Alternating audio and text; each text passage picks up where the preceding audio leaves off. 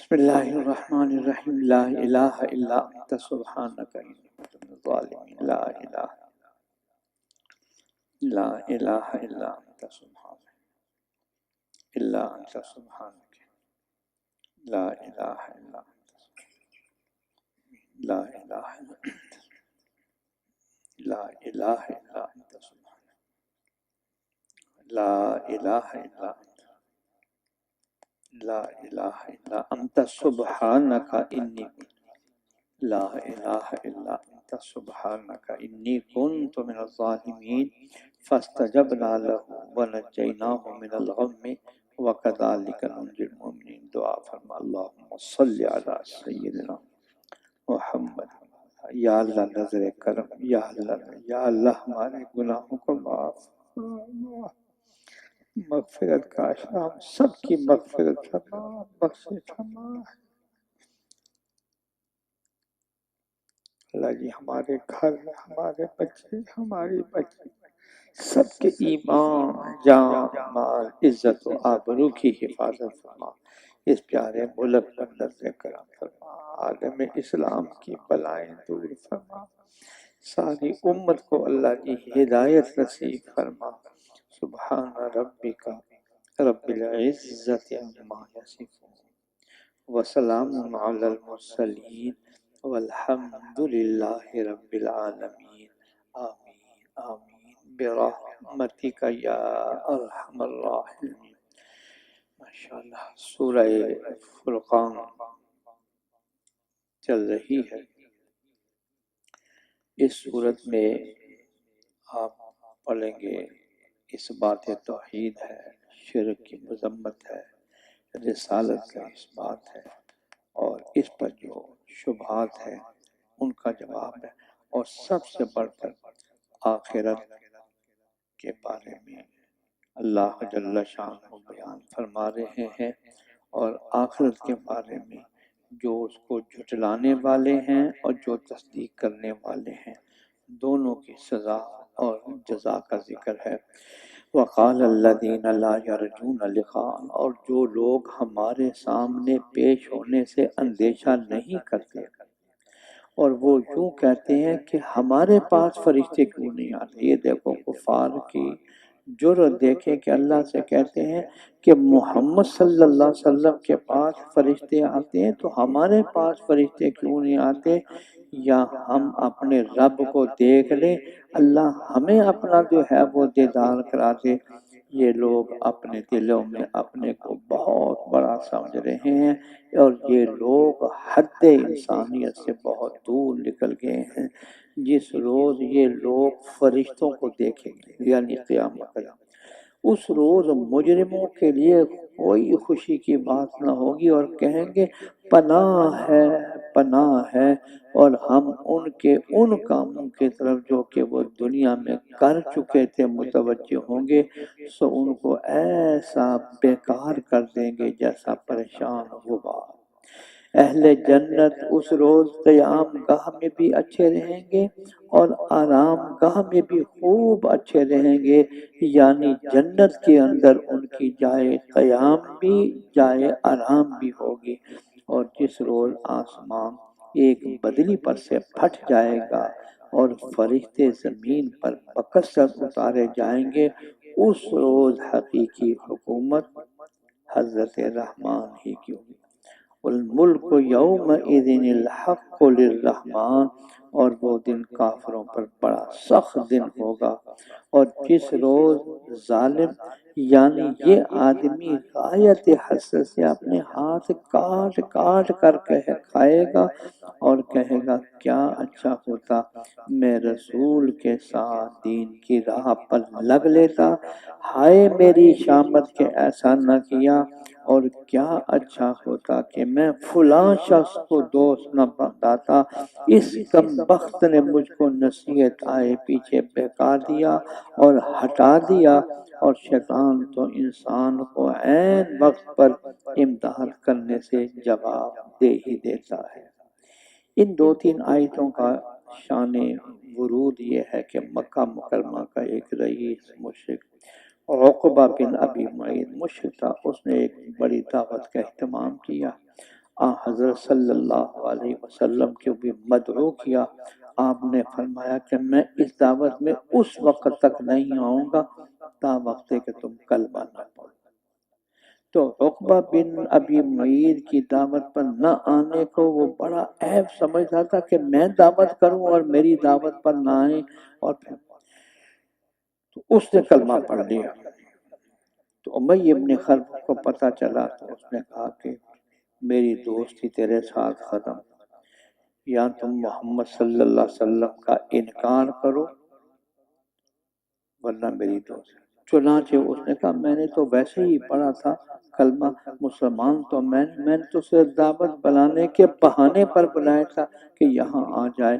تو آج وہ کہتے ہیں قیامت کے دن یہ رونا روئے گا، ہائے افسوس کہ میں فلاں شخص کی بات نہ مانتا، اس نے مجھے بہکا دیا ہے، اور شیطان تو ہے ہی بڑا ظالم. اس دن رسول کہیں گے کہ اے میرے پروردگار، میری اس قوم نے اس قرآن کو بالکل نظر انداز کر رکھا تھا.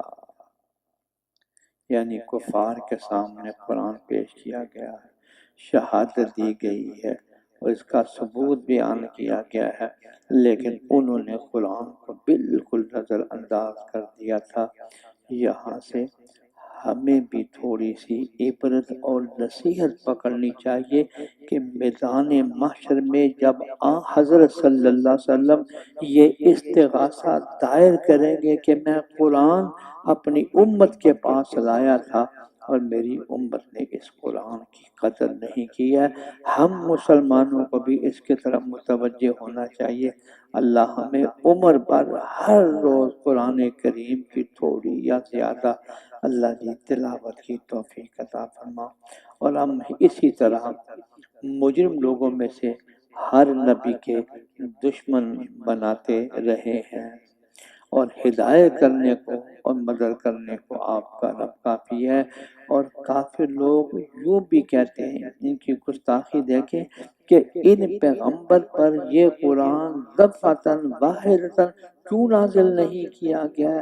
اس طرح تدریجاً آہستہ ایسا ہم نے نازل کیا تاکہ ہم اس کے ذریعے سے آپ کے دل کو قوی رکھیں، اور اس لیے ہم نے اس کو بہت ٹھہرا ٹھہرا کر اتارا. 23 سال کے زمانے میں بقیہ جتنی آسمانی کتابیں تھیں ساری کی ساری یک دم آئی ہیں، لیکن قرآن کتاب اللہ نہیں کلام اللہ ہے. اللہ نے اس کی تلاوت کی ہے تو یہ قرآن کریم نجمن نجمن تھوڑا تھوڑا، کبھی ایک آیت، 2 آیتیں، ایک رکوع، 23 سال، اس لیے کہ تاکہ آپ کے دل پر اس کی ایک ایک آیت جو ہے دل کو مضبوط کرے. اور یہ لوگ کیسا ہی عجیب سوال آپ کے سامنے پیش کرے، مگر ہم ٹھیک جواب اور وضاحت میں بڑھا ہوا آپ کو عنایت کر دیتے ہیں. یہ وہ لوگ ہیں جو اپنے منہوں کے بل، سر کے بل جہنم کی طرف لے جائیں گے، اور یہ لوگ جگہ میں بھی بدتر ہیں اور طریقے میں بھی بہت ہی گمراہ ہیں. یعنی دوزخ اور دوزخ کا طریقہ. ایک حدیث میں ہے کہ جب یہ آیت ہوئی تو صحابہ کرام نے عرض کی اے اللہ کے رسول، سر کے بل کیسے چلیں گے؟ پاؤں تو چلنے کے لیے ہیں، سر کے بل کیسا چلیں گے؟ تو حضرت صلی اللہ علیہ وسلم نے فرمایا کہ جس اللہ نے پاؤں پر چلنے کی ان کو قدرت دی ہے اور پاؤں پر چل رہا ہے، وہ اللہ میدان محشر میں سر کو قدرت دے گا کہ سر کے بل چلے. وَلَقَدْ آتَيْنَا، اور بتحقیق ہم نے موسیٰ علیہ السلام کو کتاب یعنی توریت دی تھی، اور ہم نے ان کے ساتھ ان کے بھائی ہارون علیہ السلام کو ان کا وزیر یعنی معین بنایا تھا. پھر ہم نے دونوں کو حکم دیا کہ دونوں آدمی ان لوگوں کے پاس جاؤ جنہوں نے ہماری توحید کی دلیلوں کو جھٹلایا ہے، یعنی فرعون کی قوم کے پاس جائے. سو ہم نے ان کو اپنے قہر سے بالکل ہی غالب کر دیا ہے، اور ان قوم نوح کو بھی ہم ہلاک کر چکے ہیں۔ جب انہوں نے پیغمبروں کو جھٹلایا تو ہم نے ان کو طوفان سے غرق کر دیا، اور ہم نے ان کے واقعہ کو لوگوں کے لیے عبرت کا ایک نشان بنایا، اور آخرت میں ہم نے ان ظالموں کے لیے دردناک سزا تیار کر رکھی ہے۔ اور ہم نے عاد، سمود اور اصحاب الرس، رس عربی میں کہتے ہیں کنویں کو، قوم سمود سے کچھ لوگ بچے تو ایک کنویں پر آ کے آباد ہو گئے تھے، جو لوگ وہاں پر تھے ان کو اس وجہ سے اصحاب الرس کہا جاتا ہے۔ اور ایک روایت میں یوں بھی آیا ہے کہ یہ کنویں پر لوگ تھے، انہوں نے اللہ کے ایک نبی کو پھانسی دے اس کنویں میں ڈال دیا، اس لیے اس کو اصحاب الرس کہتے ہیں۔ اور ان کے بیچ بیچ میں بہت سی امتوں کو ہلاک کر دیا، اور ہم نے ہر ایک کے واسطے عجیب عجیب مؤثر اور بلیغ مضامین بیان کیے، ہم نے سب کو بالکل ہی برباد کر دیا۔ اور یہ کفار مکہ اس بستی پر ہو کر گزرے، قوم عاد کی بستی، قوم سمود، قوم لوط کی بستی ان کو کفار مکہ نے دیا، جس پر بری طرح پتھر برسائے گئے ہیں۔ یہ قوم لوط کا حال ہے۔ سو کیا یہ لوگ اس کو دیکھتے نہیں رہتے، بلکہ یہ لوگ مر کر جی اٹھنے کا احتمال ہی نہیں رکھتے، یعنی آخرت کے منکر ہیں۔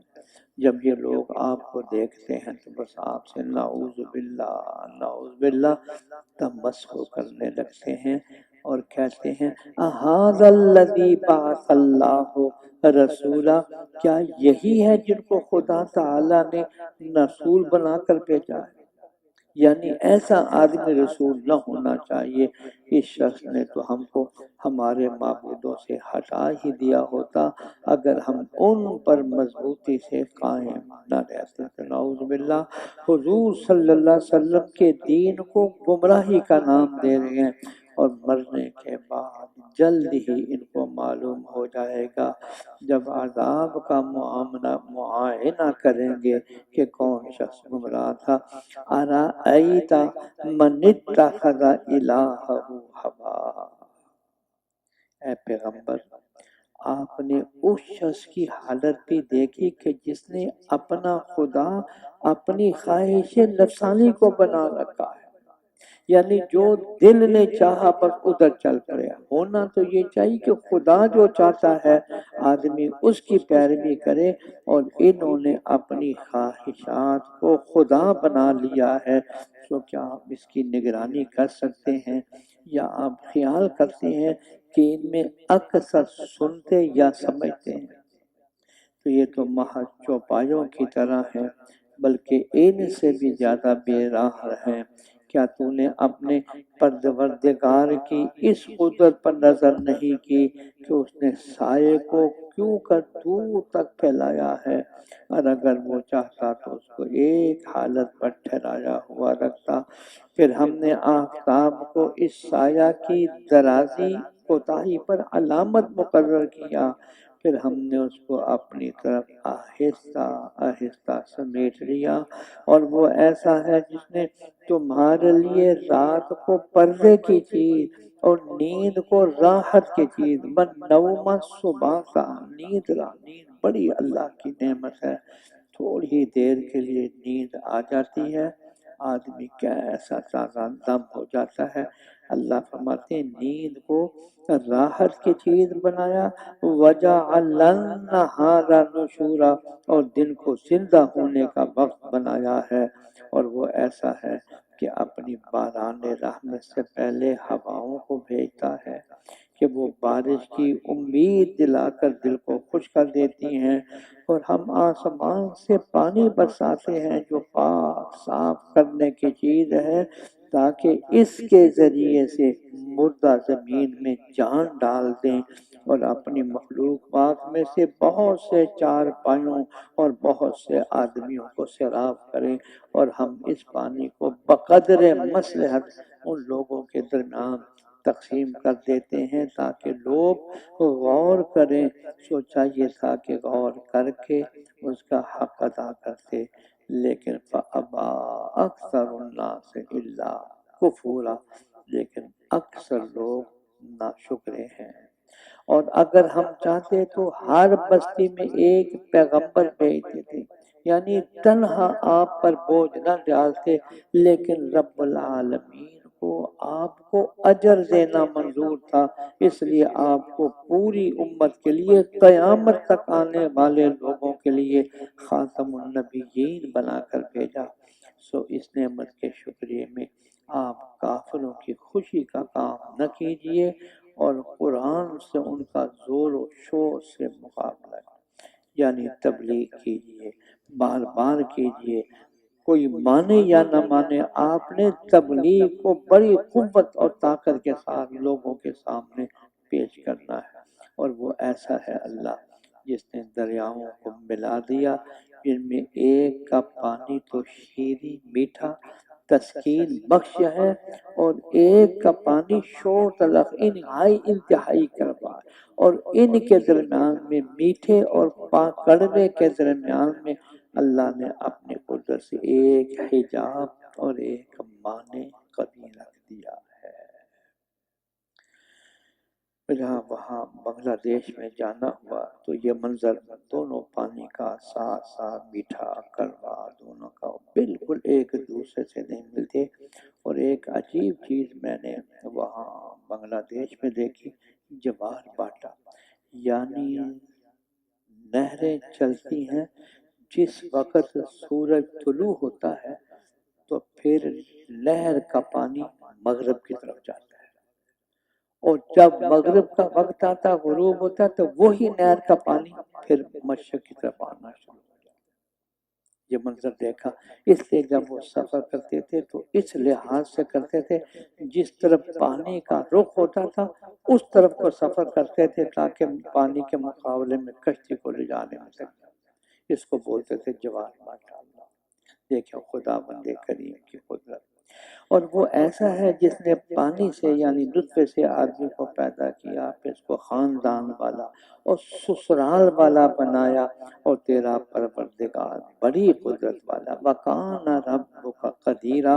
اور باوجود اس کے یہ مشرک لوگ ایسے خدا کو چھوڑ کر ان چیزوں کی عبادت کرتے ہیں جو نہ ان کو کوئی نفع پہنچا سکتی ہیں نہ ان کو کوئی ضرر پہنچا سکتی۔ اب یہ بتوں کے سامنے سجدہ کرتے ہیں، فلاں کرتے ہیں، اس کو خدا بنایا ہوا ہے، حتیٰ کہ اس کے سامنے جو لا کر نیاز رکھتے ہیں، اگر کوئی بلی یا کوئی مکھی بھی آ کر کھائے تو اس بت میں اتنی بھی قوت نہیں ہے کہ وہ اس کو دور کر سکے۔ اور کافر تو اپنے رب کا مخالف ہے۔ اور ہم نے آپ کو صرف اس لیے بھیجا ہے کہ ایمان والوں کو جنت کی خوشخبری سنائیں اور کافروں کو دوزخ سے ڈرائیں۔ آپ کہہ دیجئے کہ میں تم سے اس تبلیغ پر کوئی پیسے تو نہیں مانگتا، یا تو میں تمہیں یہ کہتا ہوں کہ میں صبح سے شام تبلیغ میں میری تنخواہ لگا دوں۔ آپ کہہ دیجئے کہ میں تم سے اس تبلیغ پر کوئی معاوضہ نہیں مانگتا۔ ہاں جو شخص یوں چاہے کہ اپنے رب تک کا راستہ اختیار کر لے اور اس حی و لا یموت پر توکل رکھے اور اطمینان کے ساتھ اس کی تسبیح و تحمید میں لگے رہے، اور وہ اپنے بندوں کے گناہوں سے کافی خبردار ہے۔ وہ اللہ ایسا ہے جس نے آسمان اور زمین اور جو کچھ ان کے درمیان میں سب 6 روز کی مقدار میں پیدا کیا، پھر عرش پر قائم ہوا، اور وہ بڑا مہربان ہے۔ تو الرحمن فاسأل به خبیرا، الرحمن کی شان کسی باخبر سے پوچھو، اللہ کیا چیز ہے۔ تو اس کی شان یعنی رحمان کی شان فاسأل به خبیرا کسی جاننے والے سے پوچھنی چاہیے۔ اور جب ان کافروں سے کہا جاتا ہے کہ رحمان کو سجدہ کرو تو کہتے ہیں کہ رحمان کیا چیز ہے، رحمان کے لفظ سے ان کو چڑھتی، کیا ہم اس کو سجدہ کرنے لگیں جس کو تم سجدہ کرنے کے لیے ہم کو کہو گے، اور اس سے ان کو اور زیادہ نفرت ہوتی ہے۔ یہ آیت سجدہ ہے، سجدہ کر لیجیے۔ اور وہ ذات بہت عالی شان ہے جس نے آسمان میں بڑے بڑے ستارے بنائے، اور اس آسمان میں ایک چراغ یعنی آفتاب اور نورانی چاند بنایا ہے۔ آج چاند پر بھی گئے ہیں، ستاروں پر بھی گئے ہیں، جتنا اوپر جاتے ہیں بڑے سے بڑے ستارے نظر آتے ہیں، اور تھک ہار کر آج کی یہ سائنس جو ہے وہ بھی تھک گئی ہے کہ اللہ کی اس مخلوق کو ہم پوری طور پر سمجھ نہیں سکتے۔ جس نے رات اور دن کو ایک دوسرے کے پیچھے آنے والے بنائے، اس شخص کے لیے جو سمجھنا چاہے یا شکر کرنا چاہے۔ وعباد الرحمن، عباد الرحمن۔ اب اللہ تعالیٰ یہاں سے لے کر اس سورت کے آخر تک عباد الرحمن کی تشریح کرتے ہیں کہ عباد الرحمن، اور رحمان کے بندے وہ ہیں جو زمین میں عاجزی کے ساتھ چلتے ہیں، اور جب ان سے جہالت والے جاہل لوگ جہالت کی بات چیت کرتے ہیں تو وہ رفع شر کی بات کرتے ہیں۔ اور یہ رحمان کے بندے جو راتوں کو اپنے رب کے آگے سجدہ اور قیام یعنی نماز میں لگے رہتے ہیں، اور یہ رحمان کے بندے وہ ہیں جو دعائیں مانگتے ہیں کہ اے ہمارے پروردگار ہم سے جہنم کے عذاب کو دور رکھیے، کیونکہ اس کا عذاب پوری تباہی ہے، بے شک وہ جہنم برا ٹھکانہ اور برا مقام ہے۔ اور یہ رحمان کے بندے وہ ہیں کہ جو جب خرچ کرنے لگتے ہیں تو نہ فضول خرچی کرتے ہیں اور نہ تنگی کرتے ہیں، اور ان کا خرچ کرنا اس افراط و تفرید کے درمیان اعتدال پر ہوتا ہے۔ اور رحمان کے بندے وہ ہیں جو کہ اللہ تعالیٰ کے ساتھ کسی اور معبود کی پرستش نہیں کرتے، اور جس شخص کے قتل کرنے کو اللہ تعالیٰ نے حرام فرمایا ہے اس کو قتل نہیں کرتے، ہاں مگر حق پر۔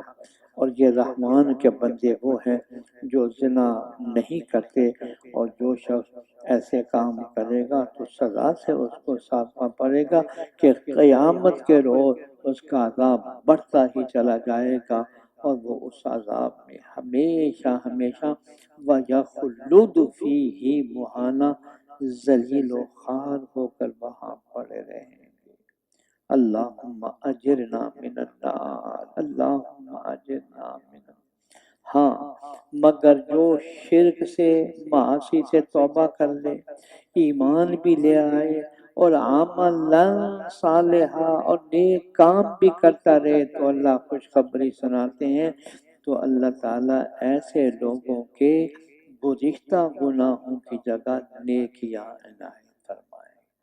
گناہوں کو نیکیوں سے اللہ تبدیل فَأُولَٰئِکَ يُبَدِّلُ اللَّهُ سَیِّئَاتِہِمْ حسنات۔ اور اللہ تعالیٰ غفور ہے، رحیم ہے، اور جو شخص توبہ کرتا ہے، نیک کام کرتا ہے، تو وہ اللہ تعالیٰ کی طرف خاص طور پر رجوع کر رہا ہے، اور وہ بےہودہ باتوں میں شامل نہیں ہوتے۔ رحمان کے بندے وہ ہیں جو بےہودہ باتوں میں شامل نہیں ہوتے، اور اگر اتفاقاً بےہودہ مشغلوں کے پاس کو ہو کر گزریں تو پھر سنجیدگی کے ساتھ گزر جاتے ہیں، یعنی ان کی طرف مشغول بھی نہیں ہوتے اور ان کی تحقیر اور اپنا ترفع اور تکبر بھی بیان نہیں کرتے۔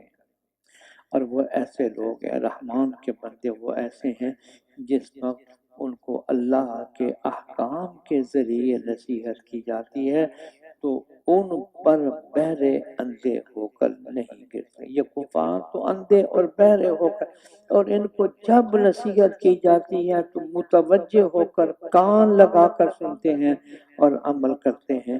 پھر فرمایا اور یہ رحمان کے بندے وہ ہیں جو اللہ سے دعا کرتے رہتے ہیں کہ اے ہمارے پروردگار ہم کو ہماری بیویوں اور ہماری اولاد کی طرف سے آنکھوں کی ٹھنڈک یعنی راحت عطا فرما۔ یہ دعا ہر مسلمان کو کثرت سے مانگنی چاہیے۔ یا اللہ ہمارا گھر، ہمارے بچے، ہماری بچیاں ہمارے آنکھوں کی ٹھنڈک بن جائے۔ میرے شیخ نے مجھے آخری جو وصیت کی، جنت البقیع میں دفن ہونے کے لیے جا رہے تھے، تو مجھے فرمانے لگے کہ میرا اس دعا کا بڑا معمول ہے، اور تیرے سامنے میرے بیٹے ہیں، 3 بیٹے ہیں، فل پروفیسر ڈاکٹر ہیں، پورے بادشاہ ہیں، ایسے ہیں جیسے جامعہ کا کوئی طالب علم ہوتا ہے۔ اللہ نے بڑا مقام دیا ہے، ایک بچوں کا پروفیسر ہے، ایک یہاں آئی کے ہیں، ایک کراچی میں دماغ کے آپریشن کے ڈاکٹر فرمان لگے کہ دیکھو اس دعا کا اثر کہ میرے بچوں کو اللہ نے دنیا میں بھی کتنا مقام دیا ہے اور شریعت پر بھی کس پابندی پر قائم ہے۔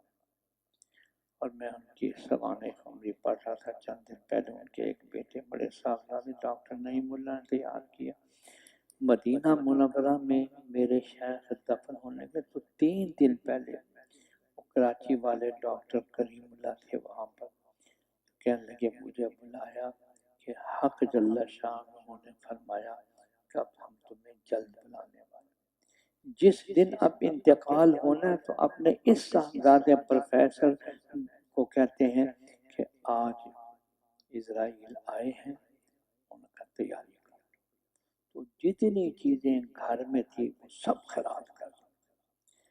ڈاکٹر صاحب کہتے ہیں ایک کمبل تھا پڑا ہوا، میں نے کہا ابا جی یہ رہے، یہ بھی فرشتہ آیا، آج وہ جنت البقیع میں۔ یہ دعا میں یہ کہتا ہوں ہر مسلمان کو اپنی حفظ جان بنانی چاہیے کہ اے ہمارے پروردگار، ہم کو ہماری بیویوں اور ہماری اولاد کی طرف سے آنکھوں کی ٹھنڈک یعنی راحت عطا فرما، اور ہم کو متقیوں کا افسر بنا۔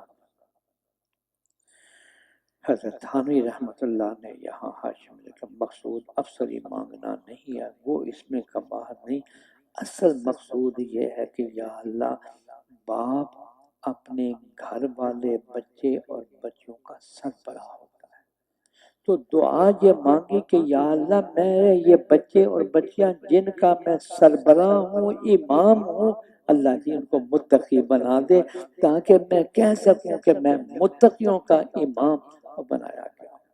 تو اس کے اندر بھی دعا یہ سکھلائی گئی کہ ہم کو متقیوں کا افسر بنا دے، یعنی میرے بچوں کو متقی بنا اور میں ان کا پھر افسر یعنی نگران بن جاؤں، اور ایسے لوگوں کو بہشت میں رہنے کو بالا خانے ملیں گے بوجہ ان کے دین و طاعت پر ثابت قدم رہنے کے، اور ان کو اس بہشتے میں فرشتوں کی جانب سے بقا کی دعا اور سلام۔ فرشتے آتے جاتے یہ کہیں گے سلام علیکم بما صبرتم فنعم عقبی الدار، تم نے جو صبر کے ساتھ حوصلے کے ساتھ دنیا کی زندگی گزاری ہے، اب ہم تمہیں سلامتی کی دعائیں دیتے ہیں، خالدین فیہا، اس میں وہ ہمیشہ ہمیشہ رہیں گے۔ وہ کیسا اچھا ٹھکانہ اور مقام، تصور کریں وہاں 100 سال نہیں، 1000 سال نہیں، 1,00,000 سال نہیں، جہاں موت کو بھی موت آ جانی ہے، ہمیشہ ہمیشہ کے لیے وہاں رہنا ہے۔ یہ تھوڑی سی زندگی کی تھوڑی سی مشقت اگر آدمی برداشت کرے، میرے ابا جی رحمت اللہ علیہ یہ شعر پڑھتے گو پہنچنے میں ہوگی ہر درجہ کلفت، تو راحت بھی کیا انتہائی نہ ہوگی، جنت جیسی نعمت، اور پھر آدمی مشقت سے گھبرائے، روزے سے گھبرائے، تراویح سے گھبرائے، نمازوں سے گھبرائے، ہمیشہ ہمیشہ وہ اس میں رہیں گے، کیا اچھا ٹھکانہ اور مقام ہے۔ کہہ دیجئے کہ میرا رب تمہاری ذرا بھی پرواہ نہ کرے گا کہ اگر تم عبادت نہ کرو گے اللہ کو کیا ساری کی ساری دنیا کافر ہو جائے، خدا کی خدائی میں کیا فرق پڑے گا؟ اور سارے کے سارے جو ہے پکے متقی بن جائے تو خدا کی خدائی میں کیا فرق پڑے گا؟ تو فرمایا ذرا پرواہ نہ کرے گا اگر تم عبادت نہ کرو گے سو تم تو احکام الہیوں کو جھوٹا سمجھتے ہو، تو عن قریب یہ جھوٹا سمجھنا تمہارے لیے وبال بن جائے گا، دنیا میں بھی وبال جیسا بدر کا واقعہ جو مارکہ اول ہے جو 17 رمضان کو ہوا ہے، اور آخرت میں تو تباہی اور بربادی ہے۔ یا اللہ ہماری دنیا بھی اچھی فرما دے، اور قبر سے لے کر جنت تک کی جتنی منزلیں آنے والی ہیں اعمال تولے جائیں گے، میدان محشر ہے، حوض کوثر ہے، پل صراط ہے، اللہ جی یہ ساری منزلیں ہمارے مرحومین کی آسان فرما اور ہماری بھی آسان فرما، آمین آمین یا رب العالمین۔ شکریہ اللہ۔ الحمد لله وكفى وسلام على عباده الذين اصطفى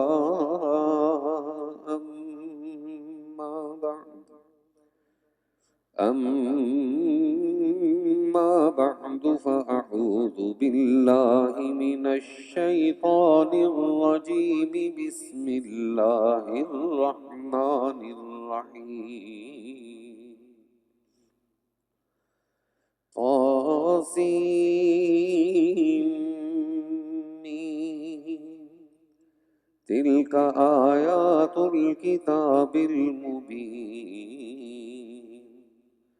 لعلك باخع نفسك ألا يكونوا مؤمنين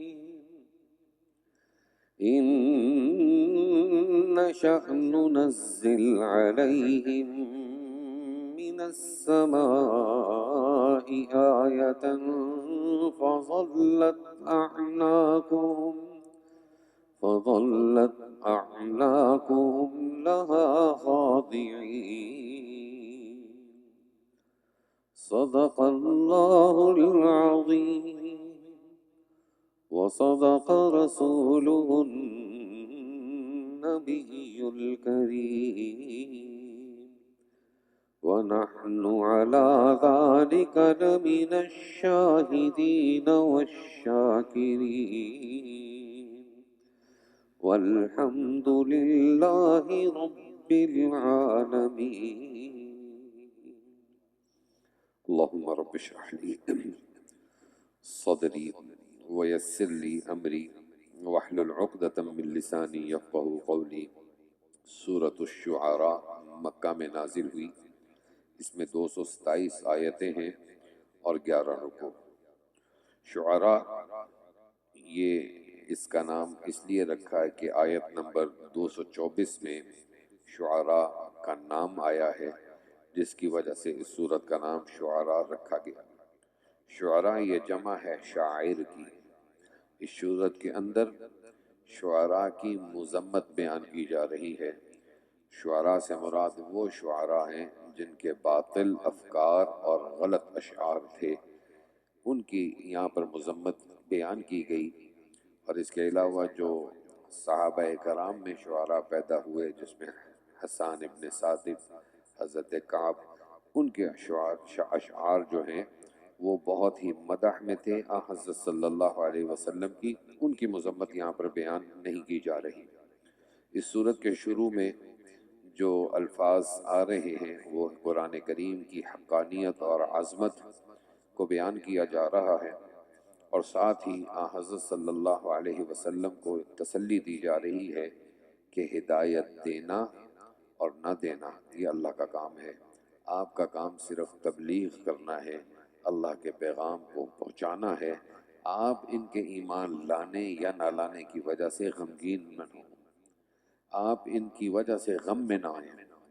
ان کو اگر ایمان نصیب نہیں ہوگا تو یہ ہمارے پاس جب آئیں گے تو ان کے لیے ان کے ذمے ہلاکت مقدر ہوگی۔ اسی وجہ سے حضرت صلی اللہ علیہ وسلم کی تسلی کے لیے چند انبیاء کرام کے قصے بیان کیے گئے ہیں، جن میں سب سے پہلے جو قصہ بیان کیا جا رہا ہے وہ حضرت موسیٰ علیہ السلام کا تفصیلی قصہ جو ہم متعدد بار پیچھے پڑھ آئے ہیں۔ آپ ترجمہ دیکھ لیجئے۔ شروع کرتا ہوں اللہ کے نام سے جو بڑے مہربان نہایت رحم والے ہیں۔ توسین میم، تلک آیات الکتاب المبین، یہ مضامین جو آپ پر نازل ہوتے ہیں کتاب واضح یعنی قرآن کی آیتیں ہیں، شاید آپ ان کے ایمان نہ لانے پر رنج کرتے کرتے اپنی جان دے دیں گے۔ اگر ہم چاہیں تو ان پر آسمان سے ایک بڑی نشانی نازل کر دیں، پھر ان کی گردنیں اس نشانی سے پست ہو جائیں، اور ان کی حالت یہ ہے کہ ان کے پاس کوئی تازہ فہمائش حضرت رحمان کی طرف سے ایسی نہیں آتی جس سے یہ بے رخی نہ کرتے ہوں، سو انہوں نے دین حق کو جھوٹا بتلا دیا، سو ان قریب ان کو اس بات کی حقیقت معلوم ہو جائے گی جس کے ساتھ یہ استہزاء کیا کرتے تھے۔ اولم یروا الی الارض کم انبتنا، کیا انہوں نے زمین کو نہیں دیکھا کہ ہم نے اس میں کس قدر عمدہ عمدہ قسم کی بوٹیاں اگائی ہیں۔ اس میں توحید کی ایک بڑی نشانی ہے اور ان میں کے اکثر لوگ ایمان نہیں لاتے۔ وَإِنَّ رَبَّكَ لَهُوَ الْعَزِيزُ الرَّحِيمُ، اور بلا شبہ آپ کا رب غالب ہے، رحیم ہے۔ وَإِذْ نَادَى رَبُّكَ مُوسَى، یہاں سے حضرت موسیٰ کا قصہ بیان کیا جا رہا ہے، اور ان لوگوں سے اس وقت کا قصہ ذکر کیجئے جب آپ کے رب نے موسیٰ کو پکارا اور حکم دیا کہ تم ان ظالم لوگوں کے یعنی قوم فرعون کے پاس جاؤ، اور اے موسیٰ دیکھو کیا یہ لوگ ہمارے غضب سے نہیں ڈرتے۔ انہوں نے عرض کیا کہ اے میرے پروردگار، مجھ کو یہ اندیشہ ہے کہ وہ مجھ کو جھٹلانے لگیں، اور طبعی طور پر ایسے وقت میں میرا دل تنگ ہونے لگتا ہے اور میری زبان اچھی طرح نہیں چلتی، اس لیے ہارون کے پاس وحی بھیج دیجیے۔ اور میرے ذمے ان لوگوں کا ایک جرم بھی ہے، سو مجھ کو یہ اندیشہ ہے کہ وہ لوگ مجھ کو قبل تبلیغ رسالت قتل کر ڈالیں۔ ارشاد ہوا کہ کیا مجال ہے، سو اب تم دونوں ہمارے احکام لے کر جاؤ، نصرت اور امداد سے تمہارے ساتھ ہیں، سنتے ہیں۔ سو تم دونوں فرعون کے پاس جاؤ اور اس سے کہو کہ ہم رب العالمین کے فرستادہ ہیں کہ تو بنی اسرائیل کو ہمارے ساتھ جانے دے۔ چنانچہ دونوں حضرات گئے اور فرعون سے سب مضامین کہہ دیے۔ فرعون کہنے لگا کہ آہا تم ہو، کیا ہم نے تم کو بچپن میں پرورش نہیں کیا، اور تم اپنی اس عمر میں برسوں ہم میں رہا سہا کیے، اور تم نے اپنی وہ حرکت بھی کی تھی جو کہ کی تھی، یعنی قبطی کو قتل کیا تھا، اور تم بڑے ناسپاس ہو۔ موسیٰ نے جواب دیا کہ واقعی اس وقت وہ حرکت میں کر بیٹھا تھا اور مجھ سے غلطی ہو گئی تھی، پھر جب مجھ کو ڈر لگا تو میں تمہارے ہاں سے مفرور ہو گیا، پھر مجھ کو میرے رب نے دانش مندی عطا فرمائی اور مجھ کو پیغمبروں میں شامل کر دیا، اور رہا احسان جتلانا پرورش کا، سو وہ یہ نعمت ہے جس کا تو مجھ پر احسان رکھتا ہے کہ تو نے بنی اسرائیل کو سخت ذلت میں ڈال رکھا تھا۔ فرعون اس بات میں لاجواب ہوا اور سخن کا پہلو بدل کر اس نے کہا کہ رب العالمین کی ماہیت اور حقیقت کیا ہے؟ قال رب السماوات والارض وما بینہما، موسیٰ نے جواب دیا کہ وہ پروردگار ہے آسمانوں اور زمین کا اور جو کچھ مخلوقات ان کے درمیان میں ہیں، اس کا اگر تم کو یقین کرنا ہو تو یہ پتہ بہت ہے۔ قال لمن حولہ الا تستمعون، فرعون نے اپنے ارد گرد بیٹھنے والوں سے کہا کہ تم لوگ کچھ سنتے ہو کہ سوال کچھ اور جواب کچھ۔ موسیٰ نے فرمایا کہ وہ پروردگار ہے تمہارا اور تمہارے بزرگوں کا۔ فرعون نہ سمجھا اور کہنے لگا کہ یہ تمہارا رسول جو بذام خود تمہاری طرف رسول ہو کر آیا ہے مجنون معلوم ہوتا ہے۔ قال رب المشرق والمغرب، موسیٰ نے فرمایا کہ وہ پروردگار ہے مشرق کا اور مغرب کا اور جو کچھ ان کے درمیان میں ہے اس کا بھی، اگر تم کو عقل ہو تو اسی سے مان لو۔ قال لئن اتخذت الہا غیری، آخر جھلا کر کہنے لگا کہ اگر تم میرے سوا کوئی اور معبود تجویز کرو گے تو تم کو جیل خانہ بھیج دوں گا۔ قال اولو جئتک بشیء مبین، موسیٰ نے فرمایا اگر میں کوئی صریح دلیل پیش کر دوں تب بھی نہ مانے گا۔ قال فأت بہ، فرعون نے کہا کہ اچھا تو وہ دلیل پیش کرو ان کنت من الصادقین، اگر تم سچے ہو۔ قال فألقى عصاه فإذا هي ثعبان مبين، موسیٰ نے اپنی لاٹھی ڈال دی تو وہ دفعتاً ایک نمایاں اژدہا بن گیا، اور دوسرا معجزہ دکھلانے کے لیے اپنا ہاتھ گریبان میں دے کر باہر نکالا تو وہ دفعتاً سب دیکھنے والوں کے روبرو بہت ہی چمکتا ہوا ہو گیا۔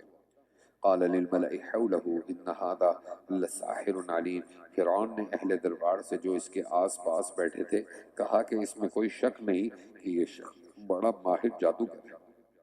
اس کا اصل مطلب یہ ہے کہ اپنے جادو کے زور سے تم کو تمہاری سرزمین سے باہر کر دے، سو تم لوگ کیا مشورہ دیتے ہو؟ قالوا ارجہ واخاہ، درباریوں نے کہا کہ آپ ان کو اور ان کے بھائی کو چند مہلت دیجئے اور شہروں میں چپڑاسیوں کو حکم نامہ دے کر بھیج دیجئے کہ وہ سب شہروں سے سب ماہر جادوگروں کو آپ کے پاس لا کر حاضر کر دیں۔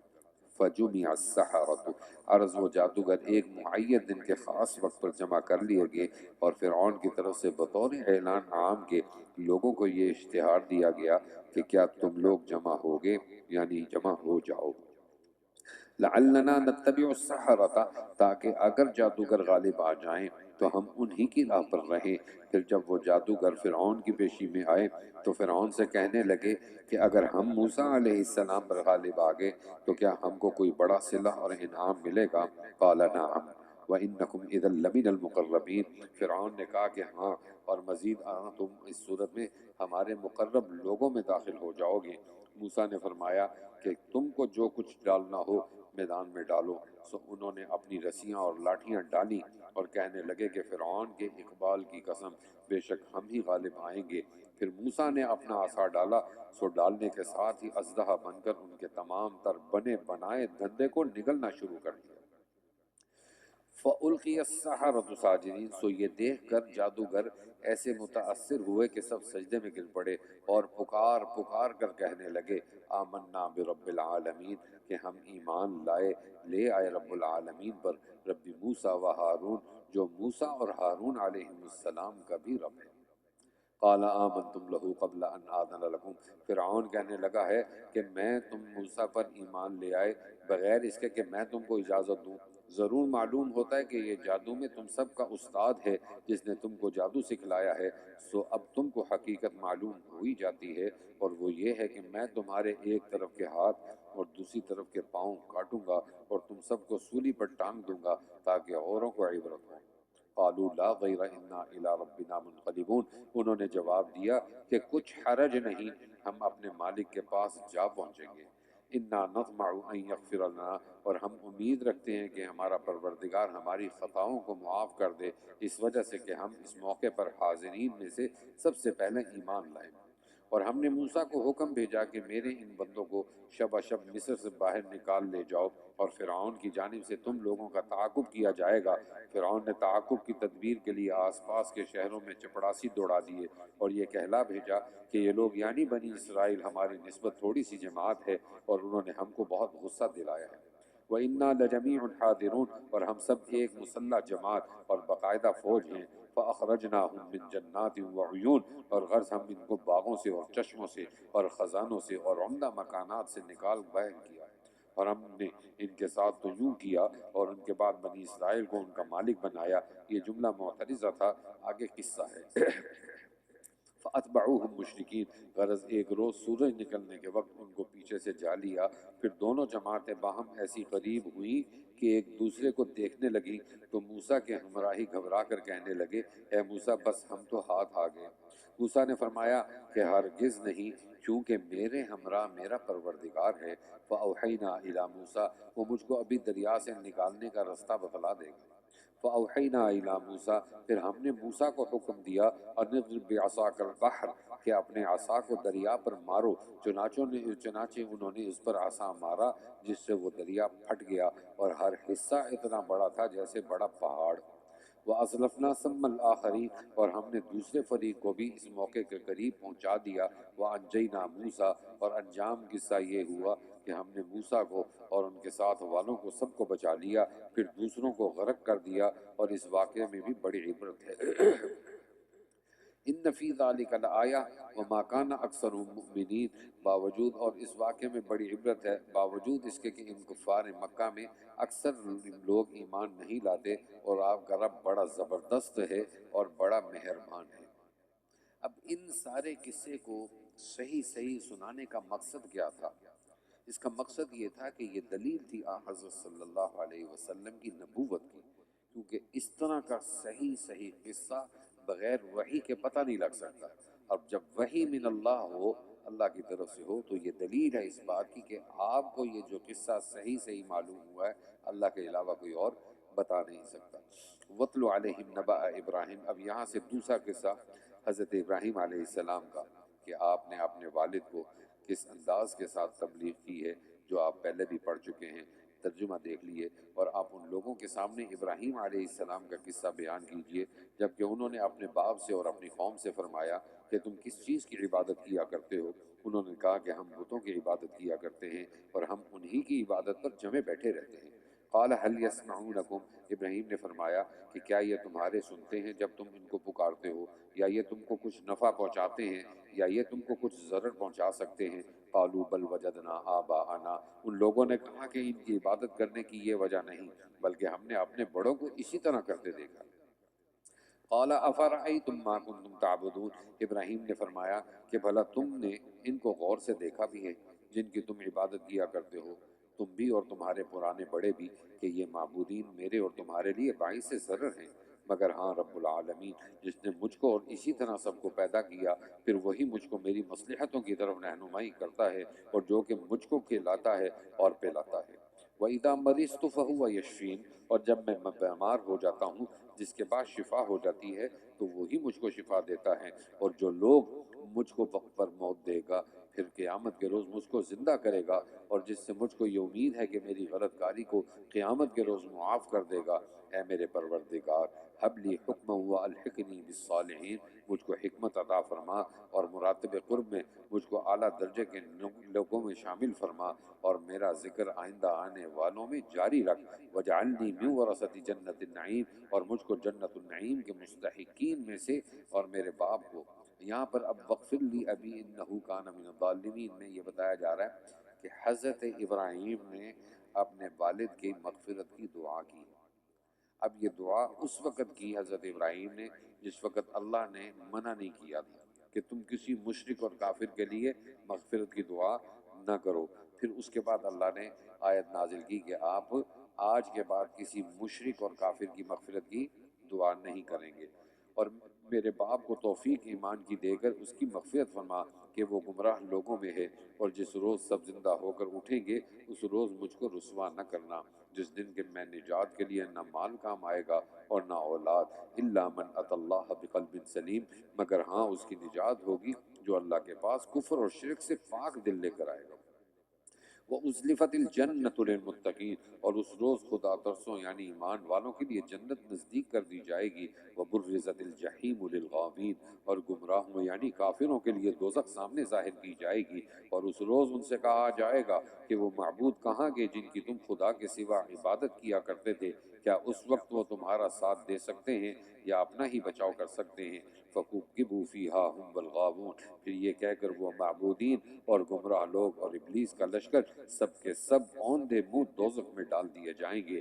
وجنود ابلیس اجمعون قالوا وهم فيها يختصمون. وہ کفار دوزخ میں گفتگو کرتے ہوئے ان معبودین سے کہیں گے تاللہ ان کننا لفی ضلال مبین. بخدا بے شک ہم صریح گمراہی میں تھے جبکہ تم کو عبادت میں رب العالمین کے برابر کرتے تھے. وما اضلنا الا المجرمون. اور ہم کو تو بس ان بڑے مجرموں نے جو کہ بانی ضلالت تھے گمراہ کیا. فما لنا من شافعین. سو اب نہ کوئی ہمارا سفارشی ہے کہ چھڑا لے. ولا صدیق حمیم. اور نہ کوئی مخلص دوست ہے کہ خالی دل سوزی ہی کر لے. فلو ان لنا کرۃ فنکون من المؤمنین. سو کیا اچھا ہوتا ہم کو دنیا میں پھر واپس جانا ملتا کہ ہم مسلمان ہو جاتے. ان فی ذلک لآیہ. بے شک اس واقعہ میں بھی طالبان حق کے لیے ایک بڑی عبرت ہے. اور باوجود اس کے کہ ان مشرکین مکہ میں اکثر لوگ ایمان نہیں لاتے. وَإِنَّ رَبَّكَ لَهُوَ الْعَزِيزُ الرَّحِيمُ. بے شک آپ کا رب بڑا زبردست رحمت والا ہے. تیسرا قصہ یہاں سے حضرت نوح علیہ السلام اور ان کی قوم کا بیان کیا جا رہا ہے. قوم نوح نے پیغمبروں کو جھٹلایا جبکہ ان سے ان کے برادری کے بھائی نوح علیہ السلام نے فرمایا کہ کیا تم خدا سے نہیں ڈرتے؟ میں تمہارا امانت دار پیغمبر ہوں، سو اس کا مقتضا یہ ہے کہ تم لوگ اللہ سے ڈرو اور میرا کہنا مانو، اور نیز میں تم سے اس پر کوئی دنیاوی صلہ نہیں مانگتا، ان اجری الا علی رب العالمین، میرا صلہ تو بس رب العالمین کے ذمے ہے، فاتقوا اللہ واطیعون، سو میری اس بے غرضی کا مقتضا یہ ہے کہ تم اللہ سے ڈرو اور میرا کہا مانو۔ قالوا انؤمن لك واتبعك الارذلون، وہ لوگ کہنے لگے کہ کیا ہم تم کو مانیں گے حالانکہ رذیل لوگ تمہارے ساتھ ہو لیے۔ قال وما علمی بما كانوا يعملون، نوح علیہ السلام نے فرمایا کہ ان کے پیشہ اور کام سے تو مجھ کو کیا بحث، ان سے حساب کتاب لینا بس خدا کا کام ہے، کیا خوب ہو کہ تم اس کو سمجھو۔ اور میں ایمانداروں کو دور کرنے والا نہیں ہوں، میں تو صاف طور پر ایک ڈرانے والا ہوں۔ وہ لوگ کہنے لگے کہ اگر تم اس کہنے سننے سے اے نوح باز نہ آؤ گے تو ضرور سنسار کر دیے جاؤ گے۔ قال رب ان قومی کذبون، نوح علیہ السلام نے دعا کی، اے میرے پروردگار میری قوم مجھ کو برابر جھٹلا رہی ہے، فافتح بینی و بینہم فتحا، سو آپ میرے اور ان کے درمیان ایک عملی فیصلہ کر دیجئے، ونجنی ومن معی من المؤمنین، اور مجھ کو اور جو ایماندار میرے ساتھ ہیں ان کو اس ہلاکت سے نجات دیجئے۔ فَأَنْجَيْنَاهُ وَمَن مَّعَهُ فِي الْفُلْكِ الْمَشْحُونِ، تو ہم نے ان کی دعا قبول کی اور ان کو اور جو ان کے ساتھ بھری ہوئی کشتی میں سوار تھے ان کو نجات دی، پھر اس کے بعد ہم نے باقی لوگوں کو غرق کر دیا۔ ان فی ذلک لآیہ، اس واقعے میں بھی بڑی عبرت ہے۔ وما کان اکثرهم مؤمنین، اور باوجود اس کے ان کفار مکہ میں اکثر لوگ ایمان نہیں لاتے، بے شک آپ کا رب زبردست اور مہربان ہے۔ چوتھا قصہ یہاں سے حضرت ہود علیہ السلام اور ان کی قوم عاد کا ہے۔ وہ قوم بھی جو شرک کے علاوہ فن تعمیر میں بڑی مہارت رکھتے تھے، سخت جنگجو اور زور آور قوم تھی، اپنے نبی کی سخت مخالفت کری اور بالآخر عذاب خداوندی میں اللہ نے مبتلا کیا ان کا۔ کذبت عاد المرسلون، قوم عاد نے پیغمبروں کو جھٹلایا جبکہ ان سے ان کے برادری کے بھائی ہود علیہ السلام نے کہا کیا تم خدا سے ڈرتے نہیں ہو، میں تمہارا امانت دار پیغمبر ہوں، فاتقوا اللہ واطیعون، سو تم اللہ سے ڈرو اور میری اطاعت کرو۔ وما اسألکم علیہ من اجر، اور میں تم سے اس تبلیغ پر کوئی صلہ نہیں مانگتا، ان اجری الا علی رب العالمین، بس میرا صلہ تو رب العالمین کے ذمے ہے۔ کیا تم ہر اونچے مقام پر ایک یادگار کے طور پر عمارت بناتے ہو جس کو محض فضول بلا ضرورت بناتے ہو، اور بڑے بڑے محل بناتے ہو جیسے دنیا میں تم کو ہمیشہ رہنا ہے، اور جب کسی پر داروگیر کرنے لگتے ہو تو بالکل جابر اور ظالم بن کر داروگیر کرتے ہو۔ فاتقوا اللہ واطیعون، سو تم کو چاہیے کہ اللہ سے ڈرو اور چونکہ میں رسول ہوں اس لیے میری اطاعت کرو۔ واتقوا الذی امدکم بما تعلمون، اور اس اللہ سے ڈرو جس نے تمہاری ان چیزوں سے امداد کی جن کو تم جانتے ہو، یعنی مواشی اور بیٹوں اور باہوں اور چشموں سے تمہاری امداد کی۔ انی اخاف علیکم عذاب یوم عظیم، مجھ کو تمہارے حق میں اگر تم ان حرکات سے باز نہ آئے ایک بڑے سخت دن کے عذاب کا اندیشہ ہے۔ قالوا سواء علینا، وہ لوگ بولے کہ ہمارے نزدیک تو دونوں باتیں برابر ہیں، ام لم تکم من الواعظین، خواہ تم نصیحت کرو اور خواہ نصیحت نہ ہو۔ ان ھذا الا خلق الاولین، یہ تو بس اگلے لوگوں کے ایک معمولی عادت اور رسم ہے، اور تم جو ہم کو عذاب سے ڈراتے ہو ہم کو ہرگز عذاب نہ ہوگا۔ فکذبوہ فاہلکناہم، غرض ان لوگوں نے ہود علیہ السلام کو جھٹلا دیا تو ہم نے ان کو آندھی کے عذاب سے ہلاک کر دیا۔ بے شک اس واقعے میں بھی بڑی عبرت، اور باوجود اس کے کہ ان میں اکثر لوگ ایمان نہیں لاتے۔ وَإِنَّ رَبَّكَ لَهُوَ الْعَزِيزُ الرَّحِيمُ، اور بے شک آپ کا رب زبردست اور مہربان ہے۔ یہاں سے پانچواں قصہ حضرت صالح علیہ السلام کا اور ان کی قوم سمود کا ہے، جن لوگوں نے اپنے منہ سے معجزہ مانگا اور 10 ماہ کی گامن اونٹنی چٹان سے ظاہر ہو گئی، پھر اس اونٹنی کو قتل کرنے سے منع کیا حضرت نے، تو پھر انہوں نے اس قوم نے ان کی بات نہ مانی اور اس اونٹنی کو قتل کیا، پھر اللہ کا عذاب ان پر آیا، اس کا ذکر آ رہا ہے۔ قوم سمود نے بھی پیغمبروں کو جھٹلایا جبکہ ان سے ان کے بھائی صالح علیہ السلام نے فرمایا کیا تم اللہ سے نہیں ڈرتے، انی لکم رسول امین، میں تمہارا امانت دار پیغمبر ہوں، فاتقوا اللہ واطیعون، سو تم اللہ سے ڈرو اور میری اطاعت کرو، اور میں تم سے اس پر کچھ صلہ نہیں چاہتا، بس میرا صلہ تو رب العالمین کے ذمے ہے۔ کیا تم کو انہی چیزوں میں بے فکری سے رہنے دیا جائے گا جو یہاں موجود ہیں، یعنی باغوں میں اور چشموں میں اور کھیتوں اور کھجوروں میں جن کے گھپے خوب گوندے ہوئے ہیں۔ اور کیا اسی غفلت کی وجہ سے تم پہاڑوں کو تراش تراش کر اتراتے اور فخر کرتے ہوئے مکان بناتے ہو؟ سو اللہ سے ڈرو اور میرا کہنا مانو، اور ان حدود بندگی سے نکل جانے والوں کا کہنا مت مانو جو سرزمین میں فساد کیا کرتے ہیں اور کبھی اصلاح کی بات نہیں کرتے۔ ان لوگوں نے کہا کہ تم پر تو کسی نے بڑا بھاری جادو کر دیا، تم بس ہماری طرح کے ایک معمولی آدمی ہو اور آدمی نبی ہوتا نہیں، سو کوئی معجزہ پیش کرو اگر تم دعوی نبوت میں سچے ہو۔ قال هذه ناقۃ لها شرب ولکم شرب یوم معلوم، صالح علیہ السلام نے فرمایا کہ یہ ایک اونٹنی ہے، پانی پینے کے لیے ایک باری اس کی ہے اور ایک مقرر دن میں ایک باری تمہاری، اور ایک یہ ہے کہ اس کو برائی اور تکلیف دہی کے ساتھ ہاتھ بھی مت لگانا، کبھی تم کو ایک بھاری دن کا عذاب آ پکڑے۔ فعقروها، سو انہوں نے اس اونٹنی کو مار ڈالا، پھر آثار عذاب نمودار ہوئے تو اپنی حرکت پر پشیمان ہوئے، پھر آخر عذاب نے ان کو آ لیا۔ ان فی ذلک لآیہ وما کان اکثرهم مؤمنین، بے شک اس واقعے میں بڑی عبرت ہے، اور باوجود اس کے کہ ان کفار مکہ میں اکثر لوگ ایمان نہیں لاتے، اور بے شک آپ کا رب بڑا زبردست بہت مہربان ہے۔ چھٹا واقعہ حضرت لوط علیہ السلام اور ان کی قوم کا۔ انسانی تاریخ میں سب سے پہلا گناہ، بدترین گناہ اسی قوم نے کیا تھا، اور اپنے نبی کو باتوں کو بھی جھٹلاتے رہے۔ پھر اللہ نے ان کے اوپر عذاب بھیجا، پہلے پتھر برسائے، پھر ان کی بستی کو اوپر لے گئے اور اوپر سے جا کے اس بستی کو بالکل الٹا دیا۔ اللہ تعالیٰ ان کے ذکر میں یہاں فرما رہے ہیں کذبت قوم لوط المرسلین، قوم لوط نے بھی پیغمبروں کو جھٹلایا، جبکہ ان سے ان کے بھائی لوط علیہ السلام نے کہا کیا تم اللہ سے ڈرتے نہیں ہو؟ انی لکم رسول امین، میں تمہارا امانت دار پیغمبر ہوں، فاتقوا اللہ واطیعون، سو تم اللہ سے ڈرو اور میری اطاعت کرو۔ وما اسألکم علیہ من اجر، اور میں تم سے اس پر کوئی صلہ نہیں چاہتا، ان اجری الا علی رب العالمین، بس میرا صلہ تو رب العالمین کے ذمے ہے۔ اتأتون الذکران من العالمین، کیا تمام دنیا جہان والوں میں سے تم یہ حرکت کرتے ہو کہ مردوں سے فعل کرتے ہو، اور تمہارے رب نے جو تمہارے لیے بیویاں پیدا کی ہیں ان کو نظر انداز کیے رہتے ہو، بلکہ اصل بات یہ ہے کہ تم حد انسانیت سے گزر جانے والے ہو۔ وہ لوگ کہنے لگے کہ اے لوط، اگر تم ہمارے کہنے سننے سے باز نہیں آؤ گے تو ضرور بستی سے نکال دیے جاؤ گے۔ لوط نے فرمایا کہ میں تمہارے اس کام سے سخت نفرت رکھتا ہوں۔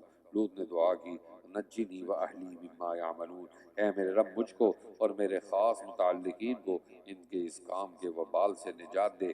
سو ہم نے ان کو اور ان کے متعلقین کو سب نجات دی بجز ایک بڑھیا کے کہ وہ عذاب کے اندر رہ جانے والوں میں رہ گئی، پھر ہم نے اور سب کو ہلاک کر دیا۔ مراد ان کی بیوی تھی جو کہ ایمان نہیں لائی تھی۔ وَأَمْطَرْنَا عَلَيْهِمْ مَطَرًا، اور ہم نے ان پر ایک خاص قسم کا یعنی پتھروں کا میਂہ برسایا، سو کیا برا میंہ تھا جو ان لوگوں پر برسا جن کو عذاب الہی سے ڈرایا گیا تھا۔ ان فی ذلک لآیہ، بے شک اس واقعے میں بھی عبرت ہے۔ وما کان اکثرهم مؤمنین، اور باوجود اس کے کہ ان کفار مکہ میں اکثر لوگ ایمان نہیں لاتے۔ وَإِنَّ رَبَّكَ لَهُوَ الْعَزِيزُ الرَّحِيمُ، اور بے شک آپ کا رب بڑی قدرت والا، بڑی رحمت والا ہے۔ یہاں سے ساتواں واقعہ اصحاب الایکہ کا۔ ایکہ یہ مدین کے قریب ایک گھنا جنگل تھا جن کی تبلیغ کے لیے اللہ تعالیٰ نے حضرت شعیب علیہ السلام کو بھیجا۔ یہاں کے رہنے والوں نے بھی حضرت شعیب علیہ السلام کو جھوٹا بتلایا، خداوند عذاب کو خود طلب کیا کہ اللہ کا عذاب ہم پر لے آؤ۔ پھر اللہ نے ان کو بادلوں کے اندر سے عذاب کو بھیج کر ان کو ہلاک کیا۔ اس کا ذکر اللہ فرما رہے ہیں اصحاب الایکہ نے بھی پیغمبروں کو جھٹلایا، جبکہ ان سے شعیب علیہ السلام نے فرمایا کہ کیا تم اللہ سے ڈرتے نہیں ہو؟ میں تمہارا امانت دار پیغمبر ہوں، سو تم اللہ سے ڈرو اور میرا کہنا مانو، اور میں تم سے اس پر کوئی صلہ نہیں چاہتا، بس میرا صلہ تو رب العالمین کے ذمے ہے۔ اوفوا الکیل ولا تکونوا من المفسدین، تم لوگ پورا ناپا کرو اور صاحب حق کا نقصان مت کیا کرو، اور اسی طرح تولنے کی چیزوں میں بھی سیدھی ترازو سے تولا کرو، اور لوگوں کا ان کی چیزوں میں نقصان مت کرو، اور سرزمین میں فساد مت بچایا کرو، اور اس خدائے قادر سے ڈرو جس نے تم کو اور تمام اپنی مخلوقات کو پیدا کیا۔ قالوا انما انت من المسحرین، وہ لوگ کہنے لگے کہ بس تم پر تو کسی نے بڑا بھاری جادو کر دیا، اور تم تو محض ہماری طرح کے ایک معمولی آدمی ہو، اور ہم تو تم کو جھوٹے لوگوں میں سے خیال کرتے ہیں۔ فَأَسْقِطْ عَلَيْنَا كِسَفًا مِّنَ السَّمَاءِ، سو اگر تم سچوں میں سے ہو تو ہم پر آسمان کا کوئی ٹکڑا گرا دو۔ شعیب علیہ السلام بولے ربی اعلم ما تعملون، کہ تمہارے اعمال کو میرا رب ہی خوب جانتا ہے۔ فکذبوہ، سو وہ لوگ برابر ان کو جھٹلایا کیے، پھر ان کو صاحبان کے واقعے نے آ پکڑا، بے شک وہ بڑے سخت دن کا عذاب تھا، اور اس واقعے میں بھی بڑی عبرت ہے، اور باوجود اس کے کہ کفار مکہ میں اکثر لوگ ایمان نہیں لاتے۔ وَإِنَّ رَبَّكَ لَهُوَ الْعَزِيزُ الرَّحِيمُ، اور بے شک آپ کا رب بڑی قدرت والا، بڑی رحمت والا۔ ان 7 قصوں کے مختصر بیان کے بعد حضرت صلی اللہ علیہ وسلم کے بڑے معجزے قرآن کریم کا ذکر کیا جا رہا ہے کہ یہ اللہ کا کلام ہے، ایک امانت دار فرشتے کے ذریعے اللہ نے حضرت صلی اللہ علیہ وسلم کے دل میں اس کو اتارا ہے، عربی زبان میں ہے، اس کو کسی کی جھوٹ لانے کی ضرورت نہیں ہے، اسی کا ذکر کیا جا رہا ہے۔ وَإِنَّهُ لَتَنزِيلُ رَبِّ الْعَالَمِينَ، اور یہ قرآن رب العالمین کا بھیجا ہوا ہے، اس کو امانت دار فرشتہ لے کر آیا ہے آپ کے قلب پر صاف عربی زبان میں، تاکہ آپ بھی من جملہ ڈرانے والوں کے ہوں، اور اس قرآن کا ذکر پہلی امتوں کی آسمانی کتابوں میں بھی ہے۔ کیا ان لوگوں کے لیے بات دلیل نہیں ہے کہ اس پیشن گوئی کو علماء بنی اسرائیل جانتے ہیں، اور اگر بالفرض ہم اس قرآن کو کسی عجمی غیر عربی پر نازل کر دیتے، پھر وہ عجمی ان کے سامنے اس کو پڑھ بھی دیتا، یہ لوگ بوجہ غایت عناد کے تب بھی اس کو نہ مانتے۔ ہم نے اسی طرح شدت اور اصرار کے ساتھ اس ایمان نہ لانے کو ان نافرمانوں کے دلوں میں ڈال رکھا ہے۔ لا یؤمنون به حتی یروا العذاب العلیم، یہ لوگ اس قرآن پر ایمان نہ لائیں گے جب تک کہ سخت عذاب کو مرنے کے وقت یا برزخ میں یا آخرت میں نہ دیکھ لیں گے، جو اچانک ان کے سامنے آ کھڑا ہوگا اور ان کو پہلے سے خبر بھی نہ ہوگی۔ پھر اس وقت جان کے بنے کو کہیں گے کہ کیا کسی طور پر ہم کو کچھ مہلت مل سکتی ہے؟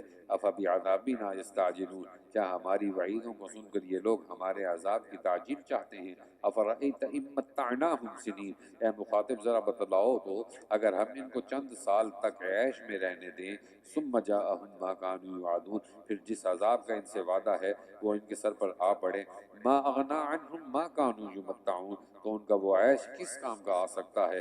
وما اہلکنا من قریۃ، اور جتنی بستیاں منکرین کی ہم نے عذاب سے غارت کی ہیں، سب میں نصیحت کے واسطے ڈرانے والے پیغمبر آئے، اور ہم ظالم نہیں ہیں۔ وما تنزلت به الشیاطین، اور اس قرآن کو شیاطین لے کر نہیں آئے، وما ينبغی لهم وما يستطيعون، اور یہ ان کی حالت کے مناسب ہی نہیں، وہ اس پر قادر بھی نہیں، کیونکہ وہ شیطان وحی آسمانی سننے سے روک دیے گئے ہیں۔ سو اے پیغمبر تم خدا کے ساتھ کسی اور معبود کی عبادت مت کرنا، کبھی تم کو سزا ہونے لگے۔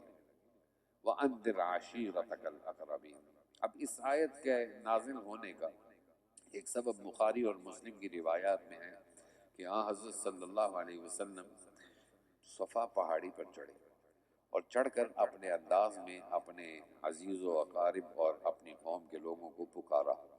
ساری قوم وہاں پر اکٹھی ہو گئی، اور اکٹھی ہونے کے بعد فرمایا رسول اللہ صلی اللہ علیہ وسلم نے کہ اگر میں تم کو کہوں اس پہاڑ کے پیچھے سے ایک قوم ایسی ہے جو ہم پر حملہ کرنے والی ہے، تو کیا تم میرے اوپر ایمان لاؤ گے؟ تو سب نے کہا کہ ہم نے آج تک تو ایسی بات کوئی دیکھی نہیں آپ کے اندر جو جھوٹی ہو، تو یقیناً ہم آپ کی بات پر یقین کریں گے، کیونکہ آپ کا لقب ہی صادق اور امین ہے۔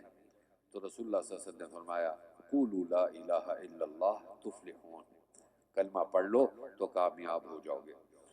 اس وقت اس مجمع میں ابو لہب بھی موجود تھا۔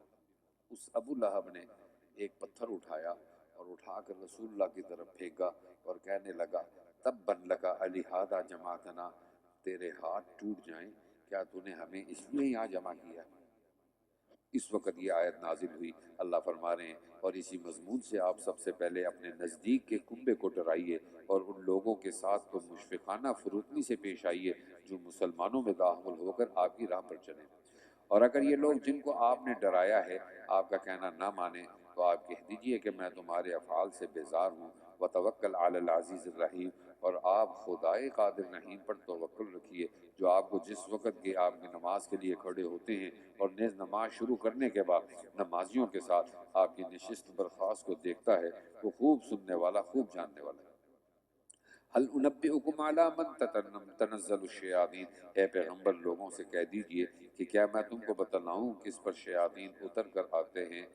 وہ سنو، ایسے شخصوں پر اترا کرتے ہیں جو پہلے سے دروغ گفتار بڑے پرگردار ہوں، اور جو شیاطین کی خبریں سننے کے لیے شیطانوں کی طرف کان لگا دیتے ہیں اور وہ بکثرت جھوٹ بولتے ہیں۔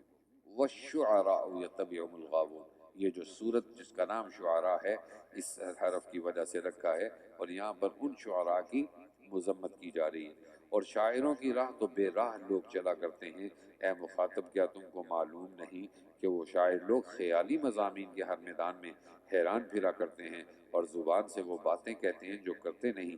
ہاں، مگر جو لوگ ایمان لائے اور اچھے کام کیے اور انہوں نے اپنے اشعار میں کثرت سے اللہ کا ذکر کیا، اور انہوں نے بعد اس کے کہ ان پر ظلم ہو چکا ہے اس کا بدلہ لیا، اور ان قریب ان لوگوں کو معلوم ہو جائے گا جنہوں نے حقوق اللہ وغیرہ میں ظلم کر رکھا ہے کہ کیسی جگہ کو ان کو لوٹ کر جانا ہے۔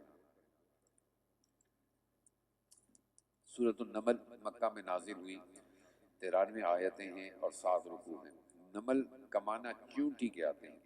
اس سورت کے اندر چونکہ چیونٹی کا ذکر آ رہا ہے اس لیے اس سورت کو نمل اس کا نام رکھا گیا ہے۔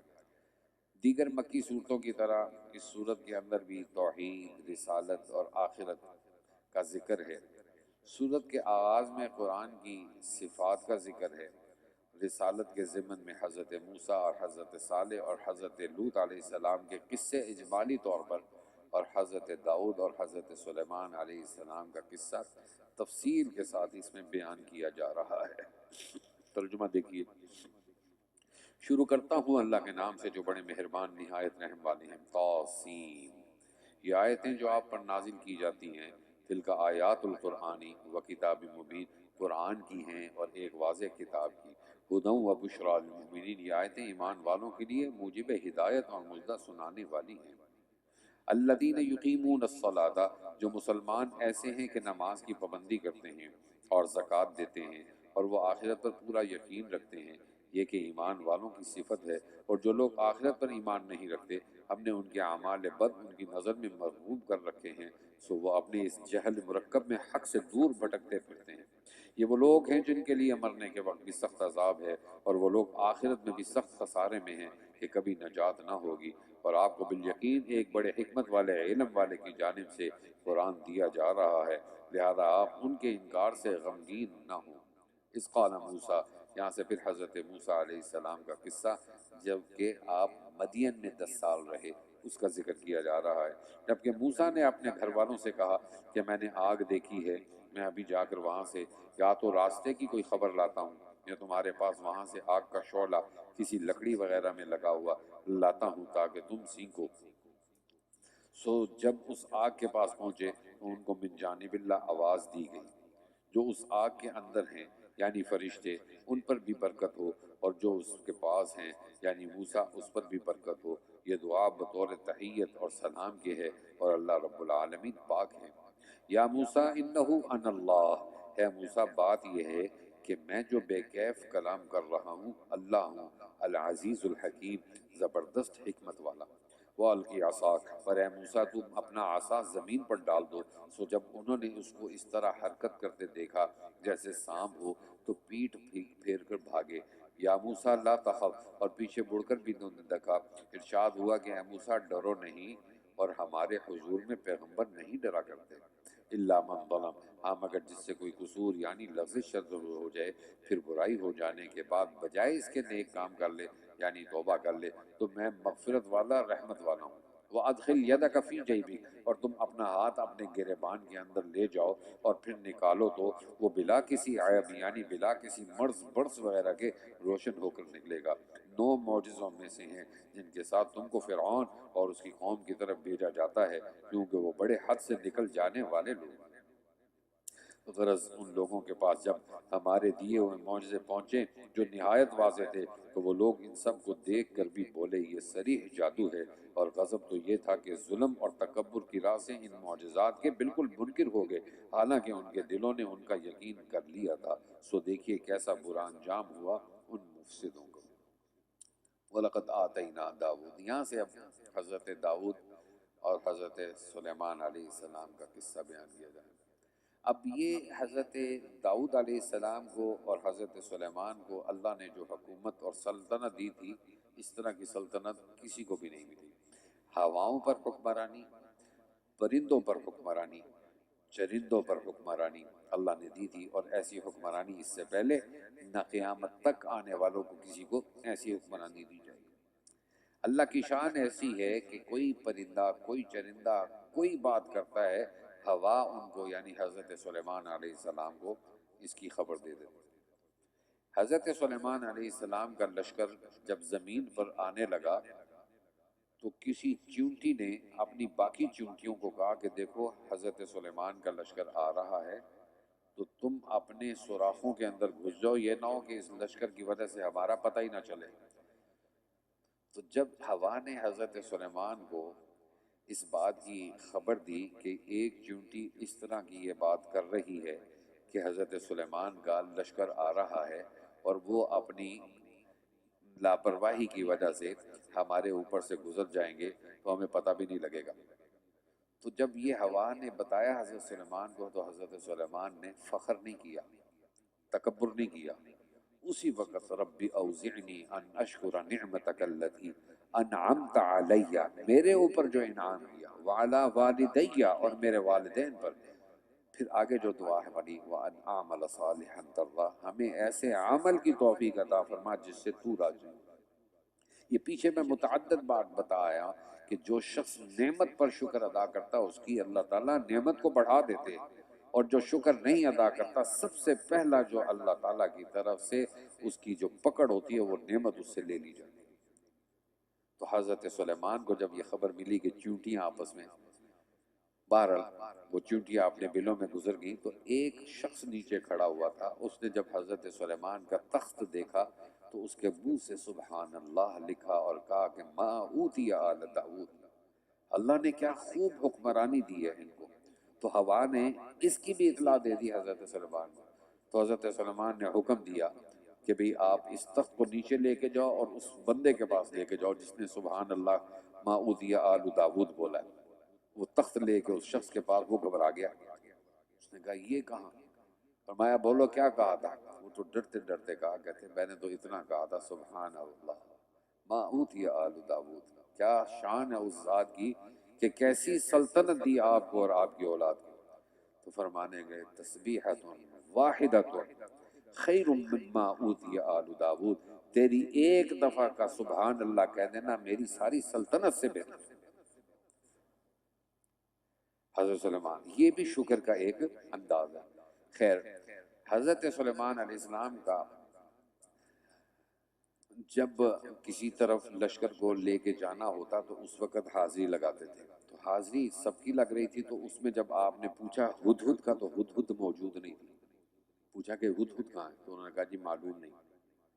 اور ہدہد کا پوچھنے کی وجہ کیا تھی؟ مفسرین نے لکھا ہے کہ جب لشکر کو لے کے جاتے تو ہدہد کا کام ہوتا تھا یہ بتانا کہ زمین کے کس حصے میں پانی ہے، یہ خدا نے اس کو صلاحیت دی ہوئی تھی، اور وہ بتاتا تھے ہدہد کے بھی اس جگہ پانی ہے، تو پھر حضرت سلیمان جنات کو کہتے تھے کہ اس جگہ سے پانی نکالو، اور پھر وہ اپنے لشکر والوں کے لیے پانی نکالو، اس لیے ہدہد کا پوچھا۔ فرمایا کہ جی ہدہد تو یہاں ہے نہیں۔ فرمایا کہ کدھر ہے؟ اگر بغیر کسی عذر کے گیا ہے تو میں اس کو آج ضرور سزا دوں گا، اور سزا کیا ہے میں اس کو ذبح کر دوں گا، یا پھر مجھے کوئی وجہ بتائے کہاں گیا۔ تو یہ بات ختم ہوئی تو ہدہد آ گئی اور آگے کہنے لگے کہ میں نے آج ایک ایسی خبر آپ کے لیے لے کے آیا ہوں جس کی آپ کو اطلاع نہیں۔ میں ایک ایسی قوم کے پاس سے گزرا ہوں، وہ قوم سورج اور چاند کی پوجا کرتی ہے، ایک اللہ کی عبادت نہیں کرتی۔ حضرت سلیمان نے جب یہ سنا تو انہوں نے کہا اچھا اگر یہ بات ہے تو سچا ہے اس بات پر، تو ایک کام کری، میں ایک خط لکھ کے دیتا ہوں، یہ خط جا کر اس کے پاس پھینک دینا اور سائڈ پہ ہو کر دیکھنا کہ وہ کیا کرتی ہے۔ اب فرمایا کہ وہ جو خط لے کر اس عورت کے پاس جو اپنے اس قوم کی بادشاہ کی سربراہ تھی جس کا نام سبا تھا، اس کے پاس انہوں نے خط پھینکا ہدہد نے، اور خود سائڈ پہ جا کے بیٹھ گئی۔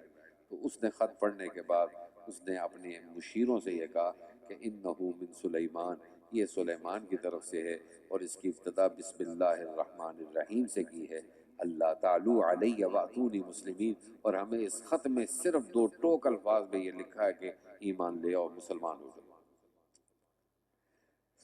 ملکہ سبا نے یہ کہا کہ اگر اب مشیروں سے مشورہ کیا کہ اب ہمیں کیا کرنا چاہیے، ہم اگر ان کی بات نہیں مانیں گے تو جو قومیں دوسری قوموں کے اوپر چڑھائی کرتی ہیں تو وہ یہاں کے رہنے والے عزت دار لوگوں کو ذلیل کر دیتی ہیں۔ تو آپ لوگوں کی اس بارے میں کیا رائے ہے؟ انہوں نے کہا دیکھیں ہم بڑے جنگجو ہیں، طاقتور ہیں، اسلحہ بھی ہمارا ہے، ہم لڑائی بھی کر سکتے ہیں، باقی حکم آپ کا ہی ہوگا کیونکہ سربراہ آپ ہیں۔ اس نے کہا اچھا میں یوں کرتی ہوں کہ میں اس بادشاہ کے پاس یعنی سلمان کے پاس کچھ ہدیے اور تحائف بھیجتی ہوں، اگر تو اس نے ہدیے اور تحائف قبول کر لیے تو پھر سمجھ لینا کہ یہ بھی عام بادشاہوں کی طرح ہے۔ یہ اس نے طے کیا۔ ہدہد وہاں سے اڑا اور حضرت سلیمان کے پاس آیا اور اس نے آ کے کہہ دیا کہ اب وہ کچھ ہدیے اور تحائف آپ کے پاس بھیجنے لگے۔ حضرت سلیمان علیہ السلام، مفسرین نے لکھا ہے کئی میل تک اس کے لیے کارپٹ بچھائے، دیواریں سونے کی بنائی اور ایسے ایسے جانور راستے میں کھڑے کر دیے کہ کائنات میں کسی نے ایسے جانور نہیں دیکھے۔ اور اس ملکہ سبا نے جو ہدیے اور تحائف بھیجے تھے اس نے بھی بڑی کنیزیں، بڑے غلام، بڑے سونے اور پتہ نہیں کیا کیا زیورات اس نے حضرت سلیمان کے لیے بھیجے کہ یہ قبول کر لیں۔ جب وہ سامان لے کر پہنچے تو جب انہوں نے قداتیں دیکھی تو ان میں سے اکثر نے کہا کہ ہم کہاں پہنچ گئے، ہمارا یہ سامان اور یہ جو راستے ہیں ہم تو اس قابل بھی نہیں ہیں، واپس چلتے ہیں۔ تو ان میں سے ایک نے کہا کہ بھئی ہمیں تو ملکہ سبا نے بھیجا ہے تو ہم جا کے حضرت سلمان کے سامنے پیش کر دیتے ہیں۔ خیر یہ حضرت سلمان کے پاس پیش کرنے کے لیے یہ تو حضرت سلمان نے کہا کہ دیکھو مجھے تمہارے اس سامان کی ضرورت نہیں، اس ہدیے کی ضرورت نہیں، میرا وہی پیغام ہے کہ ایمان لے آؤ تو ہمارے ماتحت ہو جاؤ، نہیں تو ہم آپ کے اوپر حملہ کریں گے اور ایسی قوت کے ساتھ کریں گے کہ تم نے اس سے پہلے ایسی قوت دیکھی نہیں ہوگی۔ یہ واپس چلے گئے اور جب واپس گئے تو ملکہ سبا کو یہ پیغام دیا تو ملکہ سبا نے کہا کہ میں حضرت سلمان کے پاس خود جاتی ہوں۔ حضرت سلمان کو جب پتہ لگا اس کے پاس ایک بڑا قیمتی تخت تھا اور وہ تخت ایسا تھا کہ اس کے اوپر جواہرات، ہیرے، زمرد رکھے ہوئے۔ اس نے کہا جب میں سلیمان کے پاس جائیں گی تو اس تخت کی حفاظت میں نے کرنی ہے۔ اس نے کمرے در کمرے، کمرے کے اندر سے کمرہ، پھر اس کے اوپر اس نے چوکیدار، گارڈ اس کے اندر رکھے اور وہ وہاں سے نکل آئی۔ حضرت سلیمان نے جو اس محفل میں بیٹھے ہوئے ایک جن تھا جس کا نام عفریت قرآن میں ذکر کیا، پوچھا کہ بھئی تم اس تخت کو کتنی دیر میں میرے پاس لا سکتے ہو؟ اس جن نے کہا کہ یہ مجلس جتنی دیر میں ختم ہوگی آپ کی اس مجلس کو ختم کرنے سے پہلے وہ تخت سبا کا میں لے آؤں گا۔ پھر ایک اہل علم کتاب کا جس کے پاس اللہ نے علم دیا، حضرت تھانوی نے حاشیے میں لکھا کہ وہ خود حضرت سلمان تھے۔ ایک قول یہ کہ وہ حضرت سلمان خود تھے۔ کہنے لگا کہ میں آپ کی آنکھ جھپٹنے سے پہلے اس تخت کو یہاں آپ کے پاس لے آؤں گا۔ اور وہ پھر تخت آ گیا اور جب تخت آ گیا تو حضرت سلمان نے اس کے اندر کچھ تبدیلیاں کی۔ اب یہ تخت کے اندر تبدیلی کرنے کی وجہ کیا تھی؟ تبدیلی کرنے کی وجہ یہ تھی کہ حضرت سلیمان کے ماتحت کچھ جنات بھی تھے۔ اب ان جنات نے کہا کہ اگر ملکہ سبا ان کے ماتحت ہو کر مسلمان ہو گئی اور ادھر حضرت سلیمان ہمارے ساتھ ہوئے تو ہماری تو مشقت اور بڑھ جائے گی۔ تو اس نے حضرت سلمان کو یعنی جنات نے یہ کہا کہ یہ جو ملکہ سبا ہے نا یہ دماغی طور پر ٹھیک نہیں ہے، آپ اس کے ساتھ اتنا جڑے نہیں، اور اس کے جسم کے اندر بال ہیں۔ اب حضرت سلمان نے جنات کی اس بات کی تصدیق کے لیے اس کے تخت کے اندر کچھ تبدیلی کی۔ جب وہ آئے تو میں اس سے پوچھوں یہ تخت تیرا ہے یا کس کا ہے، اس سے پتہ لگ جائے گا اس کے دماغ کا۔ اب باقی رہ گیا اس کے جسم کے بالوں کا چیک کرنا کہ اس کے جسم میں بال ہیں کہ نہیں ہیں۔ تو ملکہ سبا کے راستے میں انہوں نے شیشے کے راستہ بنایا اور نیچے ایسے لگ رہا تھا کہ جیسے پانی ہو۔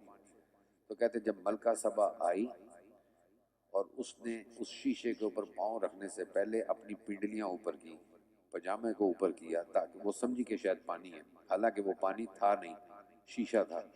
اس نے اپنے پونچوں کو اوپر کیا تو حضرت سلمان نے اس کی پنڈلیوں کو دیکھ لیا تو دیکھا اس کے جسم پر کوئی بال نہیں۔ ایک بات تو جھوٹی ہو گئی جنات کی۔ اب دماغی طور پر چیک کرنا تھا کہ یہ دماغی طور پر ٹھیک ہے کہ نہیں۔ اب جب وہ آئی حضرت سلمان کے پاس تو اس نے حضرت سلمان نے جب دیکھا اس نے کہا یہ تم تخت دیکھ رہی ہو یہ تمہارا نہیں تخت؟ نے کہا میرے جیسا ہی ہے، کیونکہ اس کے اندر تبدیلیاں تھیں۔ تو حضرت سلمان نے کہا کہ نہیں، دماغی طور پہ بھی یہ ٹھیک ہے، تو یہ دونوں باتیں ٹھیک ہوں گی۔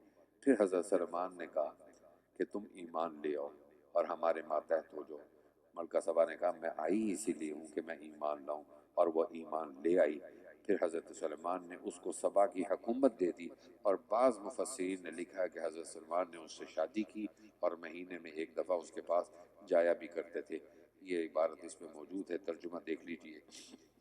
وَلَقَدْ آتَيْنَا داود، اور ہم نے داؤد اور سلیمان کو شریعت اور ملکداری کا علم عطا فرمایا، اور ان دونوں نے اپنے شکر کے لیے کہا کہ تمام تعریفیں اللہ کے لیے جس نے ہم کو اپنے بہت سے ایمان والے بندوں پر فضیلت دی۔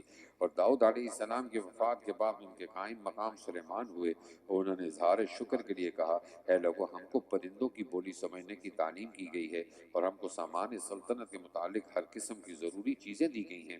واقعی یہ اللہ تعالیٰ کا صاف فضل ہے۔ اور سلیمان کے لیے جو ان کا لشکر جمع کیا گیا تھا، ان میں جن بھی تھے اور انسان بھی اور پرندے بھی، جو کسی بادشاہ کے مسخر نہیں ہوتے۔ حتیٰ اذا اتوا علی واد النمل، پھر تھے کہ بھی اس کثرت سے کہ ان کو چلنے کے لیے وہ روکا جاتا تھا، یہاں تک کہ جب چیونٹیوں کے میدان میں آئے تو ایک چیونٹی نے دوسری چیونٹیوں سے کہا کہ اے چیونٹیوں، اپنے اپنے سوراخوں میں جا گھسو، کہیں تم کو سلیمان اور ان کا لشکر بے خبری بھی نہ کچل ڈالے۔ فتبسم ضاحکا، سو سلیمان اس کی بات سے مسکراتے ہوئے ہنس پڑے اور کہنے لگے رب اوزعنی ان اشکر نعمتک التی، اے میرے رب مجھ کو اس پر مداومت دیجئے کہ آپ کی ان نعمتوں کا شکر کیا کروں جو آپ نے مجھ کو اور میرے ماں باپ کو عطا فرمائی، اور اس پر بھی مداومت دیجئے کہ میں نیک کام کیا کروں جس سے آپ خوش ہوں، اور مجھ کو اپنی رحمت خاصہ سے اپنا اعلیٰ درجے کے نیک بندوں میں داخل رکھیے۔ وَتَفَقَّدَ الطَّيْرَ، اور ایک بار یہ قصہ ہوا کہ سلیمان نے پرندوں کی حاضری لی تو ہدہد کو نہ دیکھا۔ فرمانے لگے یہ کیا بات ہے کہ میں ہدہد کو نہیں دیکھتا، کیا کہیں غائب ہو گیا؟ میں اس کو غیر حاضری پر سخت سزا دوں گا، یا اس کو ذبح کر ڈالوں گا، یا وہ کوئی صاف حجت اور عذر غیر حاضری کا میرے سامنے پیش کرے۔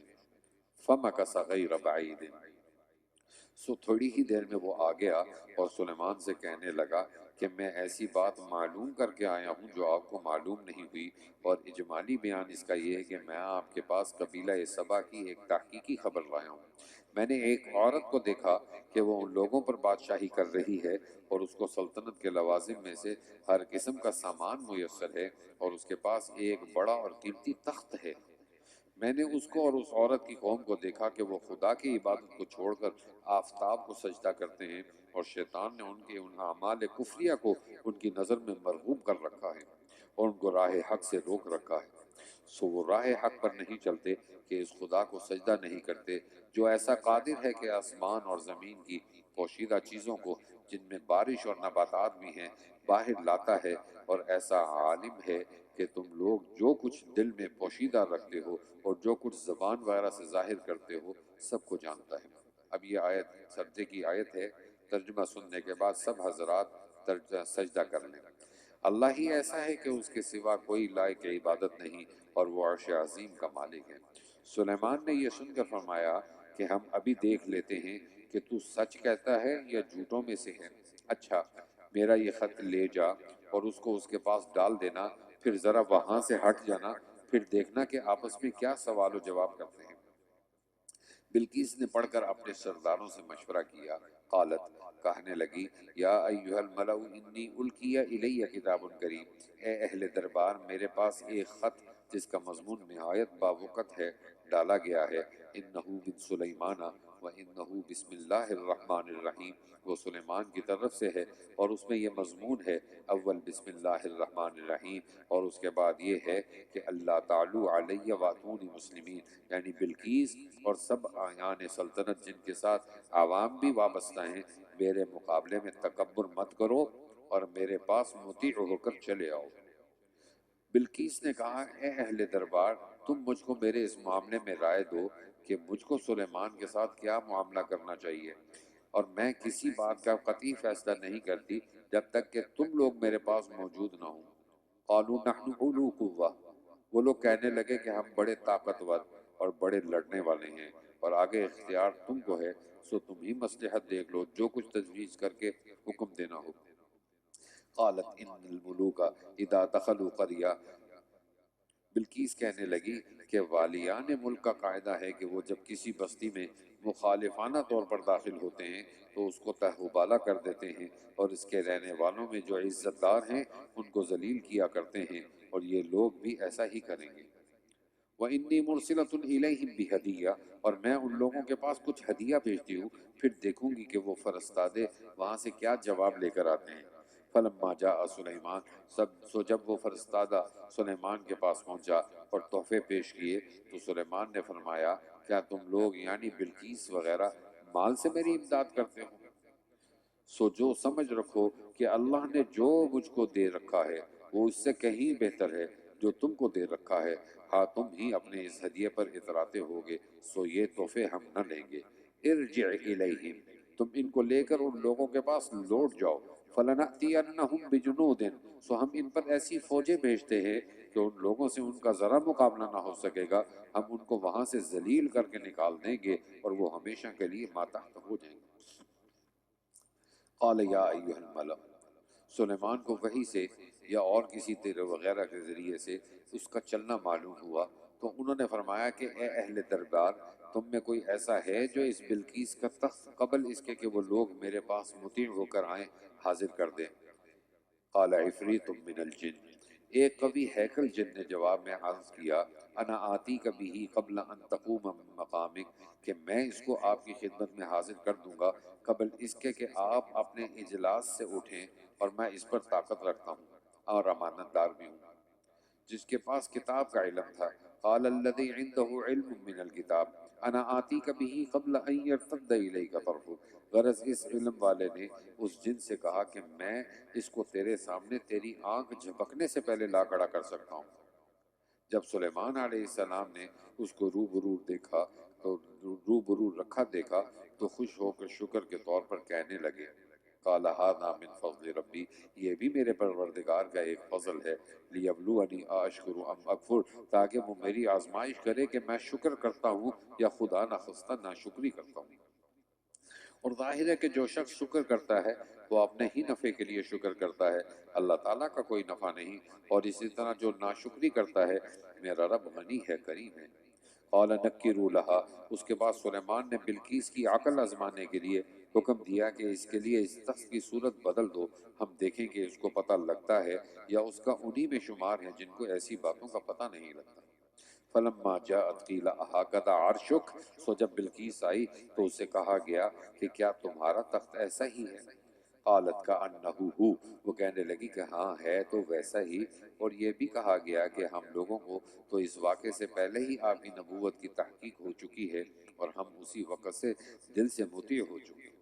وَصَدَّهَا مَا كَانَتْ تَعْبُدُ مِن دُونِ اللَّهِ، اور اس کو ایمان لانے سے غیر اللہ کی عبادت نے جس کی اس کو عادت تھی روک رکھا تھا، اور وہ عادت اس لیے پڑ گئی تھی کہ وہ کافر قوم میں تھی۔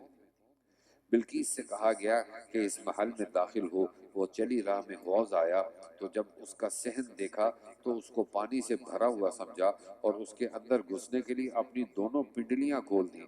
اس وقت سلیمان نے فرمایا کہ یہ تو ایک محل ہے جو شیشوں سے بنایا گیا ہے۔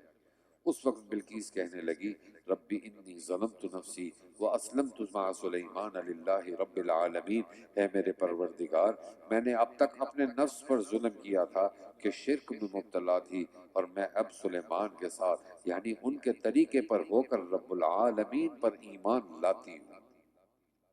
وَلَقَدْ أَرْسَلْنَا إِلَىٰ ثَمُودَ أَخَاهُمْ صَالِحًا، اب یہاں سے حضرت صالح علیہ السلام کا قصہ بیان ہو رہا ہے، اور اس قوم کے اندر 9 لوگ ایسے تھے جو غنڈہ تھے، اپنے علاقے میں سرکشی کرتے تھے، نافرمانی کرتے تھے۔ ان 9 لوگوں نے اپنے بدماشی کی وجہ سے یہ پروگرام بنایا کہ اپنے نبی کو قتل کر ڈالیں، تدبیر بنائی۔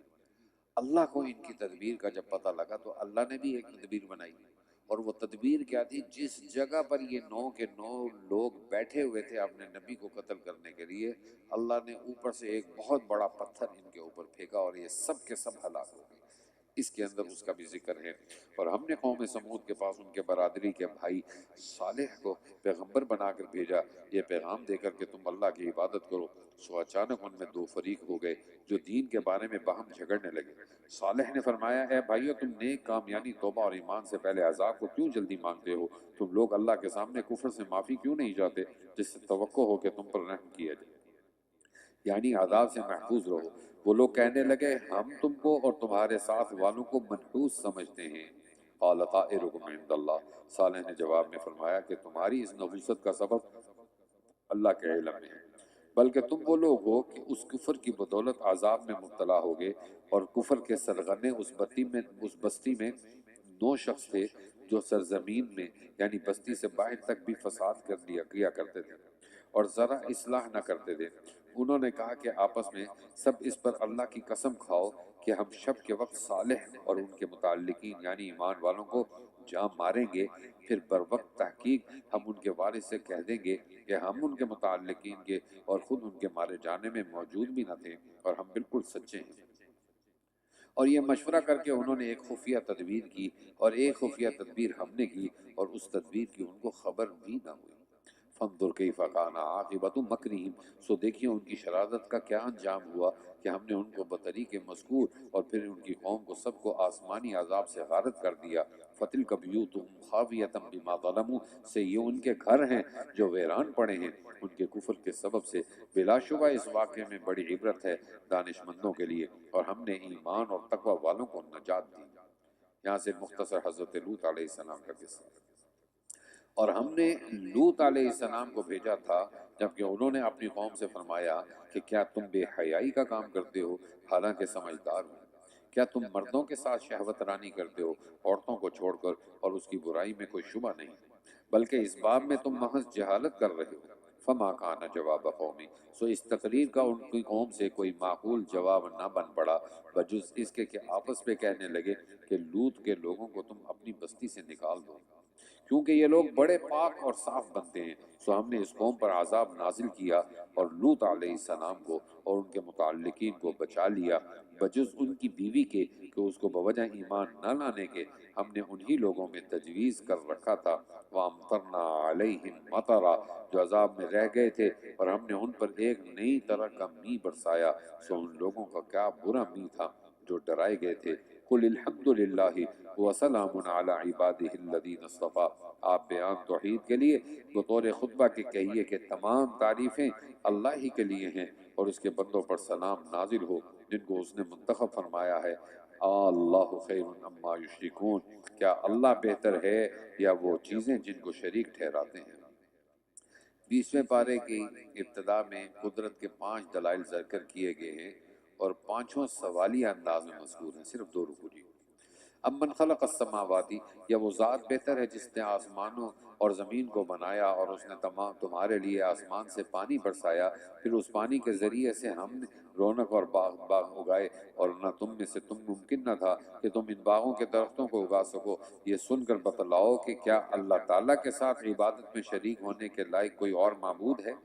اِلٰہٌ مع اللہ، مگر مشرکین پھر بھی نہیں مانتے۔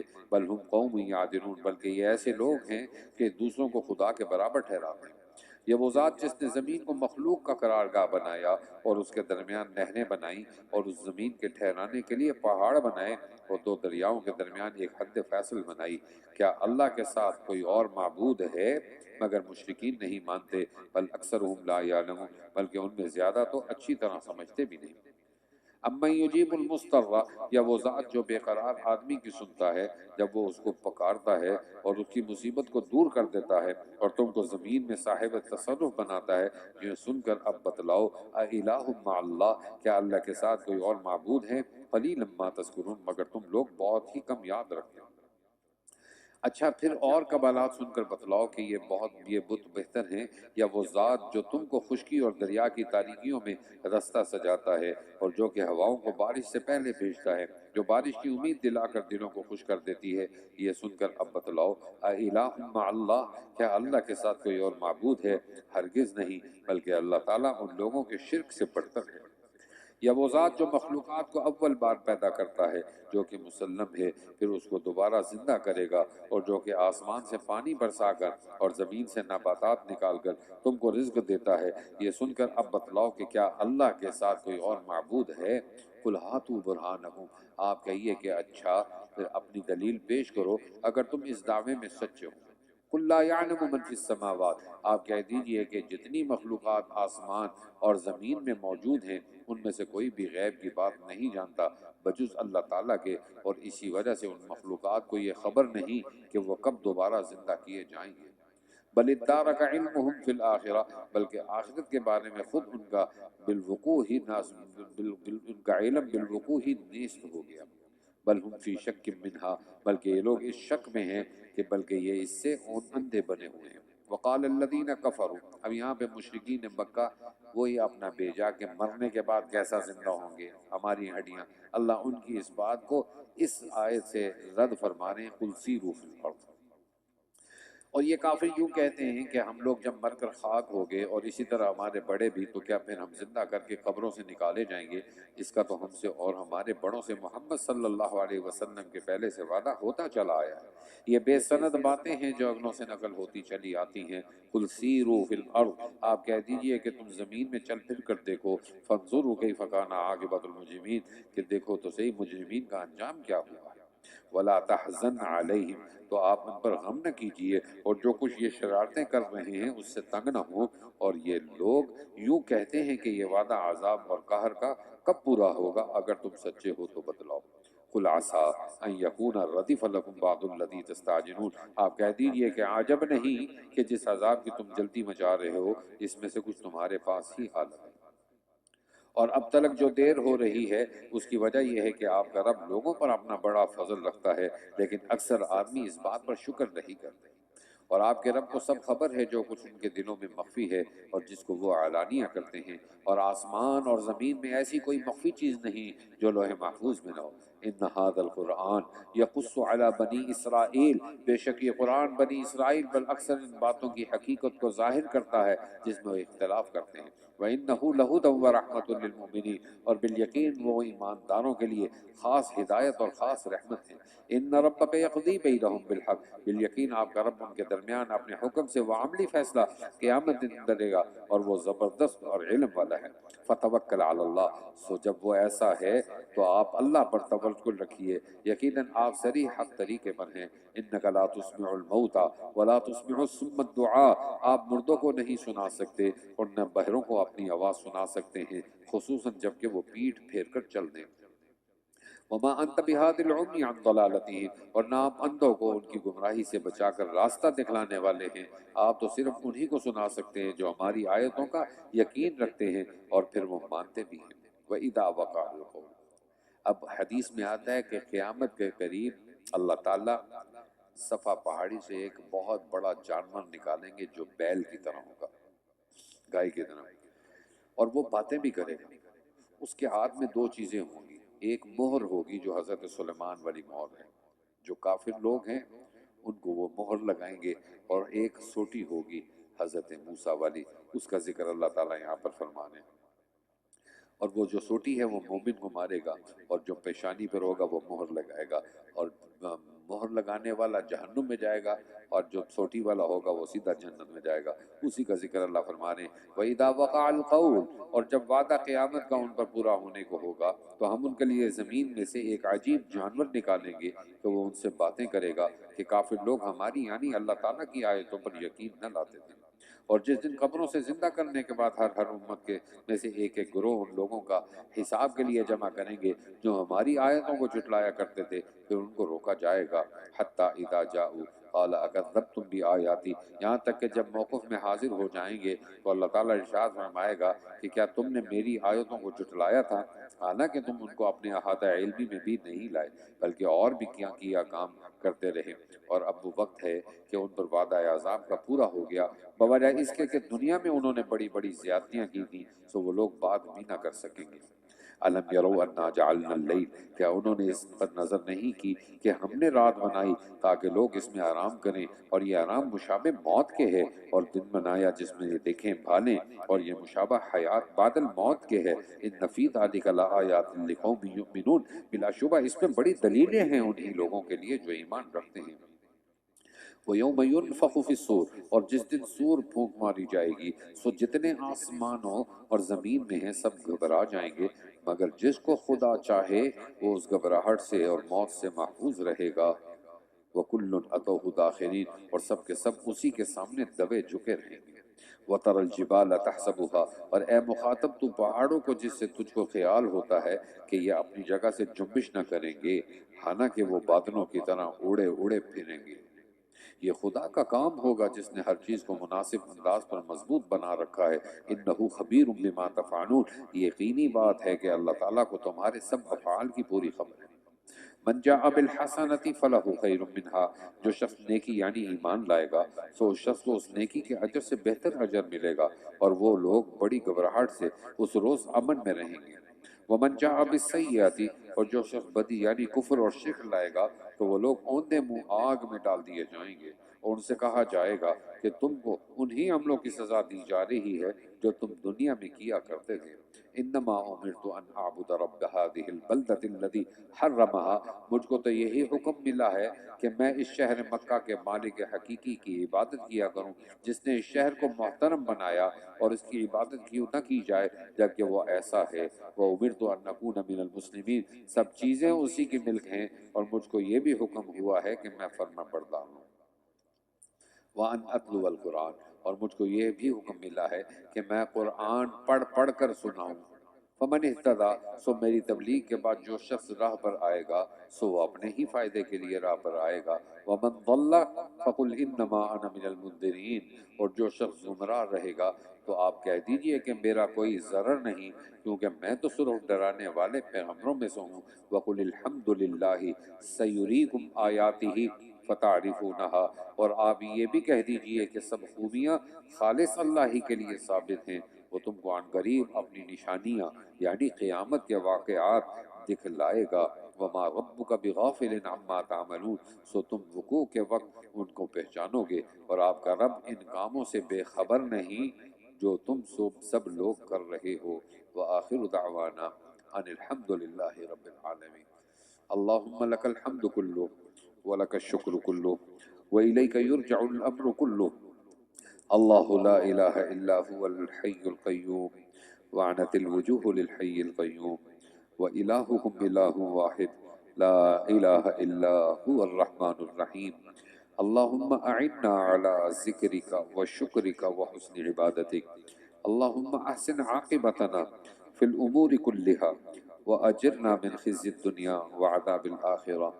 اللهم اشف مرضانا ومرضى المسلمين شفاء كاملا عاجلا مستمرا۔ سبحان ربك رب العزة عما يصفون وسلام على المرسلين والحمد لله رب العالمين آمین برحمتك یا ارحم الراحمین۔ سجدہ بھی کر لیجئے گا۔